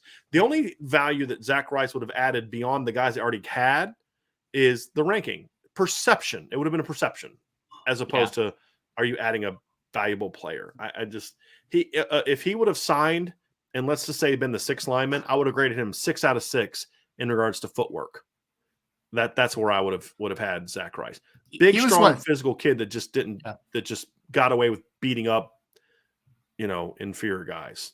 Well, he was one of the first guys we ever talked about, Brian. It was even before I was a part of the recruiting team, obviously. And the first thing I said to you was, you reached out to me with your opinion on him. Yeah, I know. I was like, kid can't really move very well. Like, that's just flat out. I mean, like, I didn't see an athlete. I saw a kid that, again, he's pretty dominant in close spaces, but like projecting him as offensive tackle, I just didn't see the foot quickness that you wanted at that spot. Right. And the hips were just a little tight to me, in my opinion. They just were. All right. Let me get to a last couple. Here we go. We got a few more that I think are good questions. Christopher Sally, when evaluating offensive line recruits, does level of competition have more or less impact compared to evaluating other positions? I just say this, and I'll let you answer this, Ryan, about level of competition. Level of competition has an impact on the evaluator, not the recruit, in my opinion. I think the only way it impacts a recruit is I think guys that play against better competition tend to be able to make the transition to college a little bit easier. It's not as big of a transition. We have seen some guys that have played terrible competition come to college and be great players immediately. And we've seen guys like Javon McKinley that took 4 years to get to the level of play, despite the fact he played against phenomenal high school competition. I think what tends to happen is you as an evaluator can make more mistakes based on the level of competition if you're more focused on the result compared to the skill set. And I think that's more of that's what makes it challenging as what we do to look at a kid that plays against weaker competition, or from an NFL draft standpoint, where I had to look at an FCS player and evaluate him, is you've got to be able to determine, does that play translate? You know, hey, that was a great run, but does that translate if he tries to do that in the SEC or the ACC? But a 4.5 is a 4.5, right? This is the thing that people miss. If you're 6'6", 300, you're 6'6", 300 no matter who you play. If you run a 4.5, that 4.5 isn't conditional on who you're playing against. Right?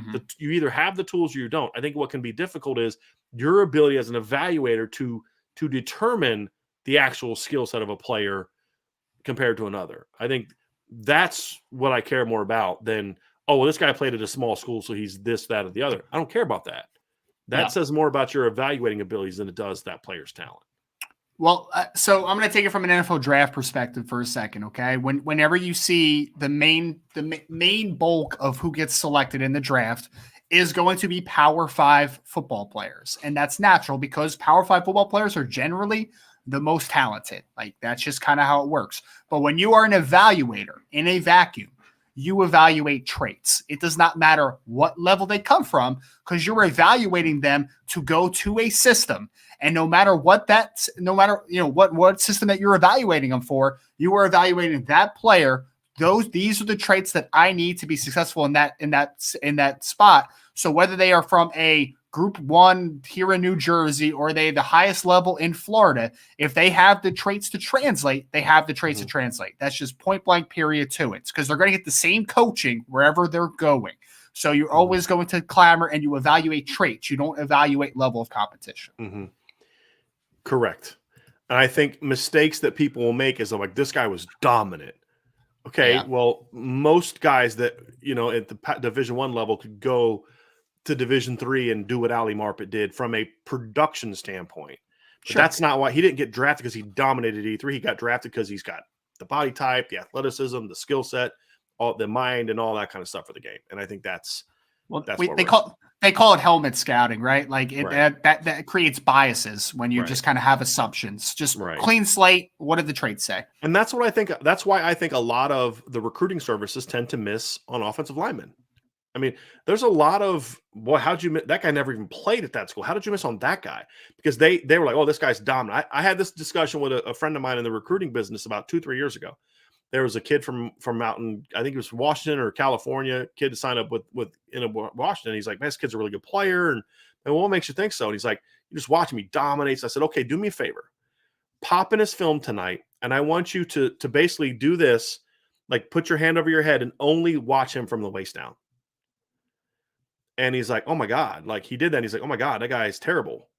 Because like he was watching the result, which was just dominating high school kids. But when he went and watched, it's like he was lunging a lot. He didn't move his feet a lot. He had slow feet. His hips were tight, which doesn't hurt you when you're going against 220-pound defensive linemen in high school. You start going against Pac-12, Kayvon Thibodeau, and you're going to be terrible. And I think that, but if you just watch his film and you look at the result, then you're like, well, yeah, guy dominated. Yeah, because he's 6'7", 305 pounds. Of course he dominated in high school. Right. You know what I mean? But, it's like there's a kid, I was recruiting this kid. I was recruiting this receiver from Columbus Grove, Ohio when I was my last coaching gig. I really liked this kid. So I went and saw him play multiple high school games. I ended up losing him to a D2 school who gave him a scholarship last minute because they knew they were going to lose him to me. And, there's this offensive lineman for the other. I think it's Ayersville. No, it wasn't Ayersville. Oh, gosh. It was some team with an A. I forget who it was. But I'm watching this kid in warm-ups, right? I'm like, man, this kid, I've never heard of this kid. Like, nobody's honest. He's like 6'6", 295. Like, man, this kid looks like $1 million. By 5 snaps in the game, I was like, this kid, I wouldn't recruit this kid to Division III school. Couldn't get out of a stance. You know what I mean? But when he got hands on a dude, he had some really impressive blocks that game. But, like, he couldn't start it for me at a Division III school because he couldn't get out of a stance. He had terrible feet, terrible hips, But if you just took the highlight tape from that game and you didn't actually watch him play, you're like, man, this kid should be playing football somewhere. Yeah. You know, and that's what you have to look at. That happened to me last year. Someone asked me to take a look at this offensive tackle, and I'm not going to name drop because it would be very mean. But he was at a very small Division III school, and he was the same deal, man. Like he was like a legit 6'8" and 1/8, 310 pounds, like a mammoth kid. I messaged the school to get his, to get their huddle login or whatever. He let me take a look at the film. This kid was awful.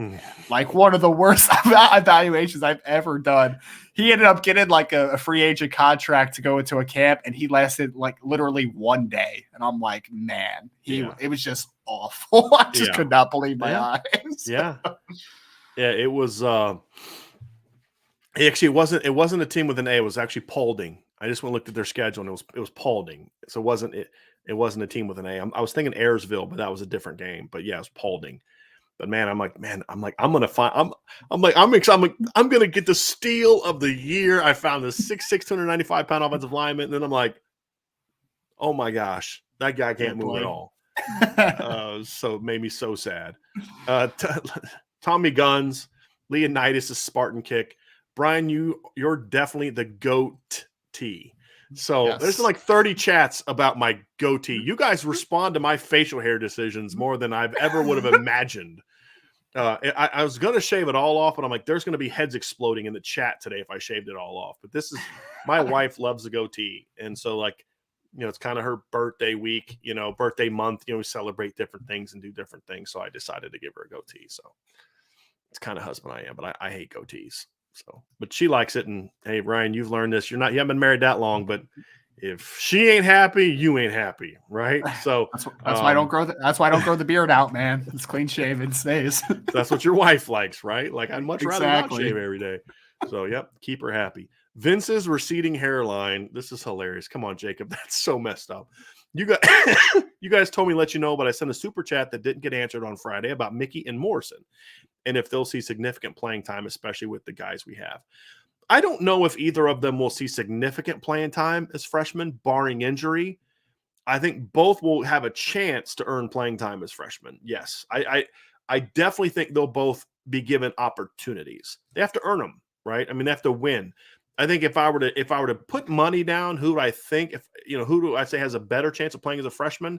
I'd probably say Jaden Mickey, because he's so much more polished and he's so competitive. Whereas Benjamin Morrison, I think, has big time talent, but I think he might need maybe a little bit more time to play. But I mean, just physical, like talent wise, I won't be shocked if either of them plays freshman. I'm just not sure if I would say significant playing time, because think about this: to play significant playing time, you're either going to have to beat out Cam Hart, which isn't happening, or a 2-year starter in Clarence Lewis, or basically a 3-year starter in Tariq Bracy. I mean, that's where you're at. That's going to be tough. So to get significant playing time, you just have to be in the 2 deep.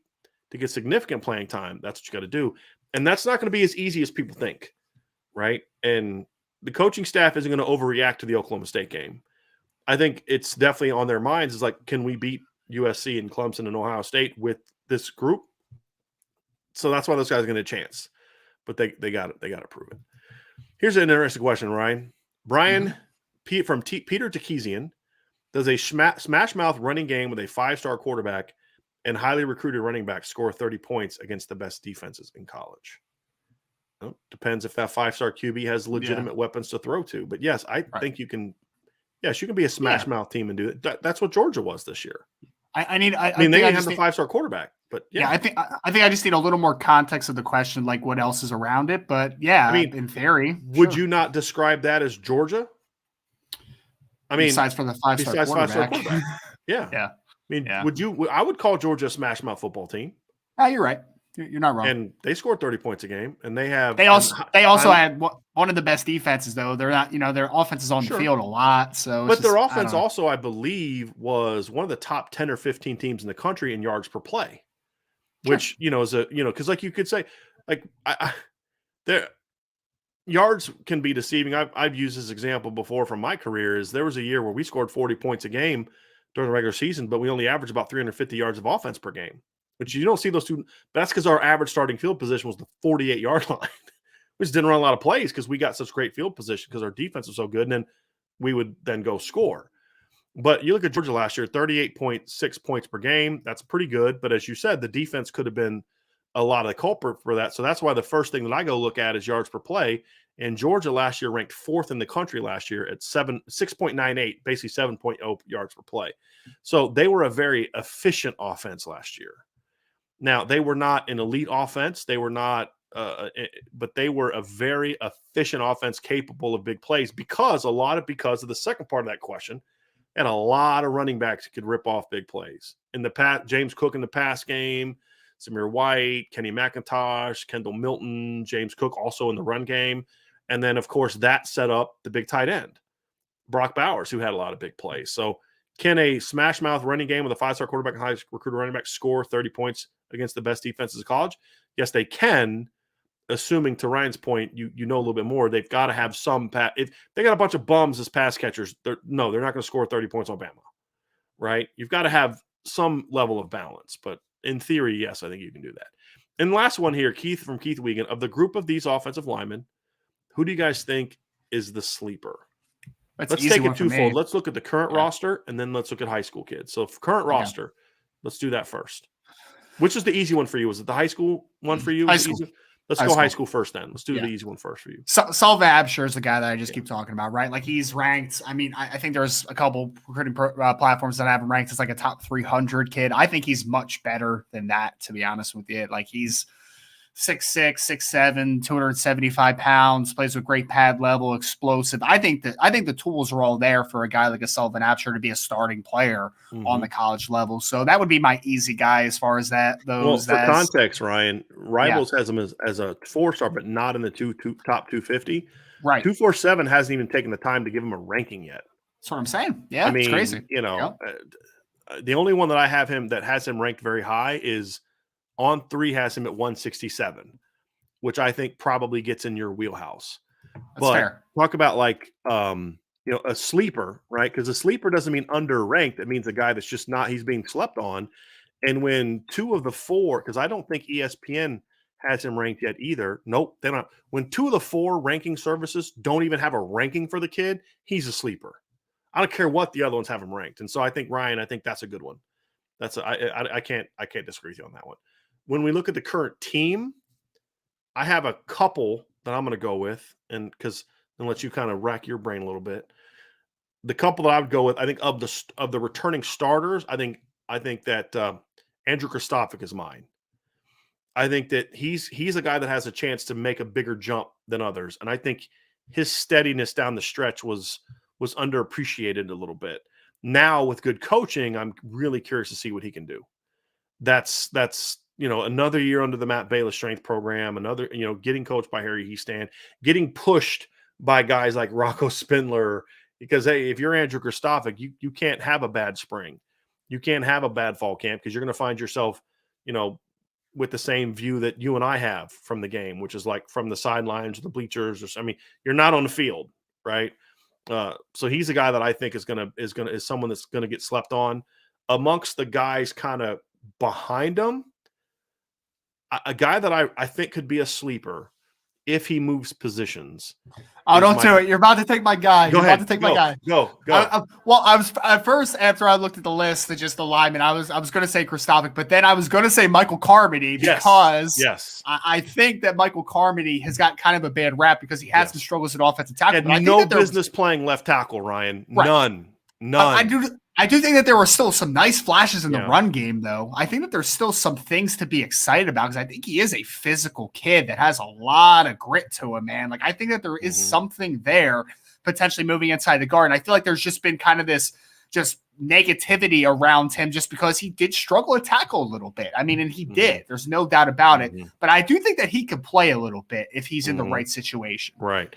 I think that to your point, it's not so much that Michael lacks the athleticism to play tackle. He has zero temperament for tackle. That's what got him in trouble, in my opinion, is he wants to come off and maul you, and you can't do it. Because every time Michael Carmody got beat on a tackle, it was one of two things. It was either he was too aggressive getting to his pass set, or he lunged, which is a technical problem. But he would get beat around the edge because he's kind of stepping to hit you, as opposed to, like, look, there has to be a natural passivity to being a great left tackle.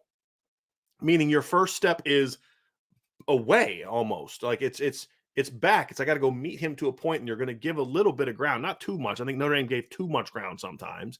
It's like they were trying to teach vertical pass sets, but don't know how to teach vertical pass sets. Like that's what it looked like to me, Ryan.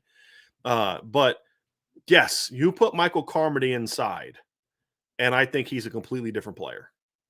Completely different player. Because now all of a sudden he becomes athletic, in my opinion. Like he looked unathletic at tackle. I don't think he is unathletic at tackle. I think he has you have to completely deprogram his personality to have him play tackle. And that was my thing with Quentin Nelson. It's like, that's just not who he is demeanor wise. But I think if Michael Carmody is a starting guard for Notre Dame in the next couple of years and he ends up being a really good player and gets drafted, I would not be surprised at all by that. But that's the problem Notre Dame has. They have a lot of guards and a lot of center types on this roster. They don't have a lot of tackles. After Blake Fisher, a true freshman, went down, they had to turn to Tosh Baker and Michael Carmody. That was it. That's all you had. And, Joe Alt. So that speaks to some development and recruiting misses that you had as a football team. And a little bit's bad luck. Quinn Carroll getting hurt was bad luck. That kind of sapped his career, but it's your inability to develop Andrew Kristofic as a tackle, and you're missing on certain guys in previous years. That to me was a bit of a problem. And then your utter unwillingness to play young guys in 2020 drove me nuts. That Tosh Baker got 7 snaps in a year where there was no red shirt. Everybody was a red shirt technically. It was against a schedule that had more teams on it with losing records than winning records. That was a complete miss by Kelly and the offensive line coach. So that's going to be it for today's show, Ryan. That was a lot. Where was we here? I think we missed Charlie's. Okay, I did miss that one. Yep. Says the best thing to happen to Notre Dame was Coach Kelly leaving. Coach Freeman is the breath of fresh air Irish fans have been begging for. Top recruits to Notre Dame. Yeah. There you go, Charlie. Yeah. You got it. You got it, Alex. You nailed it, man. You nailed it. Look, Marcus Freeman has to show he can coach, For right? sure. But I think the thing I like about what's going on right now is there's just excitement around the program we haven't seen in a while. And not even just, hey, we can win a title now, but just I like the head coach. It's like I know a lot of people that rooted for Brian Kelly only because he was the head coach of Notre Dame, but they just didn't like him. He's not a very likable person. He just isn't. Marcus Freeman's likable. There's a lot of people that are like, I don't know if this guy can coach or not, but I hope he does because he's likable. And I'm going to have an article coming out maybe today, maybe tomorrow. I'm not sure when we get to it, but just little things like just a simple thing of like the picture he took and tweeted out yesterday of him and Coach Holtz, where that looked like Lou Holtz's office, workroom. It didn't look like Lou Holtz was visiting Notre Dame. That looked like Marcus Freeman was somewhere seeing Lou Holtz. Am I wrong? Like, isn't that what that looked like to you? Yeah. That's so. Maybe that was Marcus Freeman's house. I don't think it was. But the State of the Union thing he did that eventually got taken down, where he's pleading with the alums to come back. Why is he doing that? Because the previous coach made it a very unwelcoming environment to alums. The people that established the tradition that made Notre Dame an attractive place for Brian Kelly in the first place, because for Brian Kelly, it was always about Brian Kelly. Marcus Freeman seems to embrace what makes Notre Dame different, and there's a lot of Notre Dame fans that are embracing that. Now, he's got to go prove he can win. But he's going to make recruiting fun, and he's going to make it fun to be a Notre Dame fan from the standpoint of your head coach appreciates what you love about this institution, where the previous guy used those things as this is part of the reason we're not winning. And I think that's why a lot of people feel this way. We can all, Brian Kelly won a lot. Yeah, great. But he was a jerk. Or he was this, or deep down, he didn't really like Notre Dame. The guy flirted with other jobs almost every other year. There's a lot of that has a lot of built up anger. And, Marcus Freeman seems to be kind of the opposite of that. And I think that has people excited. But hey, a 1-3 start and all those good vibes are gone. So at the end of the day, you still got to go win. You still got to go out and go win. And that's kind of really where Notre Dame is. So those good vibes will be gone in a hot second. There's a lot of people that just argued me. Tyler Buckner started as a freshman. He started as a freshman. And then now I'm saying like, he sucks. So we need Dante Moore. Just that's how some fans are, right? I mean, just can't please everybody, right? So don't try. Just be yourself and do what you enjoy to do, and that's what it is at the end of the day. So Ryan, that's my thoughts. Any thoughts from you? I know we don't hide the fact that we're Notre Dame fans. I mean, we're still going to be objective, but we don't hide the fact we're Notre Dame fans. Any final thoughts on? And I'm going to scroll through just to make sure I didn't miss any other super chats. Yeah, no, it's I agree. It's a breath of fresh air. I could not agree more with Charlie Weiss's last spelt loop. It's I mean, honestly, man, like the excitement is there, but like you said, and like we talked about a little bit with the recruiting stuff on the side as well, now it needs to be formed into action here, right? Like it needs to be translated onto the field. So could not agree more with that comment though. For the first time in a long time, I am just genuinely not like, obviously I'm always excited as a fan, but I'm also just very curious about what the next step is, like for a long time, it felt like we're just kind of doing the same thing over and over again to a degree, it just kind of felt monotonous at times. Yeah. Right now, there's like a little bit of like an unknown, like a mystery to it, which I think is really exciting, but also eventually you have to know what that unknown is. It has to be knowing at some point. Well, and I think the fact that he's destroying, this is why I think a lot of people gave Charlie Weiss the benefit of the doubt early, because Charlie embraced Notre Dame as well.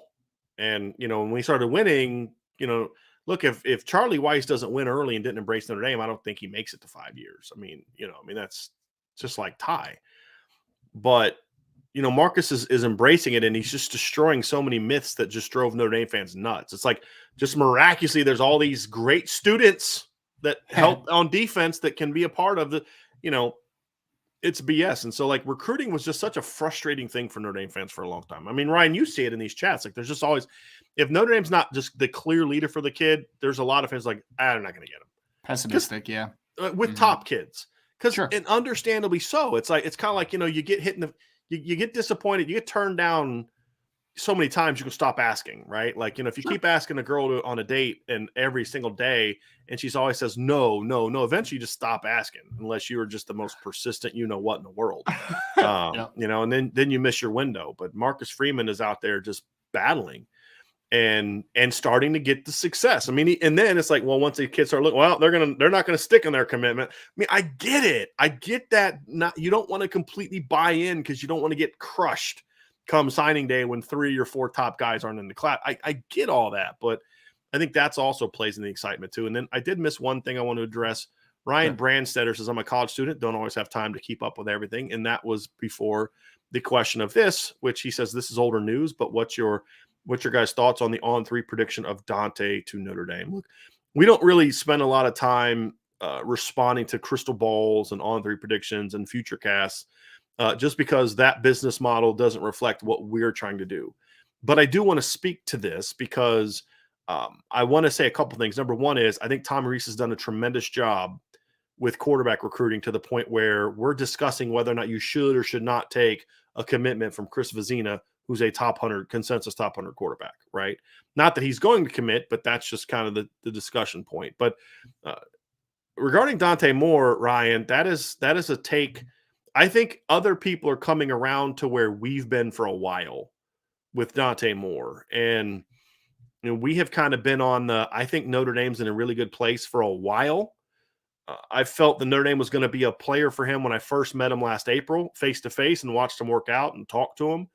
And I feel that Tommy Rees has done a tremendous job building that relationship with him. Marcus Freeman is just now kind of really getting into it with him. That combination could be lethal. But if I had to predict right now, if of all the schools recruiting him, if you were to ask me today, if he picked a school today, who would it be? I'd confidently say Notre Dame. But that's not new for us. We've been saying that for a while. That doesn't guarantee he's going to come to Notre Dame because Notre Dame may not be patient enough to see that one through. Or he may change. Somebody may come along. He's like, you know what? I went on this visit to so-and-so, and it blew me away. That's the recruiting world, folks. But as of today, I mean, I think I'm probably about 4 or 5 months into saying I think Notre Dame's got a lot better chance with Dante Moore than people think, and I think everybody's starting to come around a little bit to that notion. Yeah, and the notion that Michigan was never the team to beat that people made him out to be. That was never true, ever. Yeah. There's one guy that promoted that lie, and he lies about everything because he just is an attention whore. That's probably going to get us demonetized because I said that word, but it's just true. That was never true. He liked Michigan just like he liked the other schools, but Michigan was never the team to beat for Dante Moore.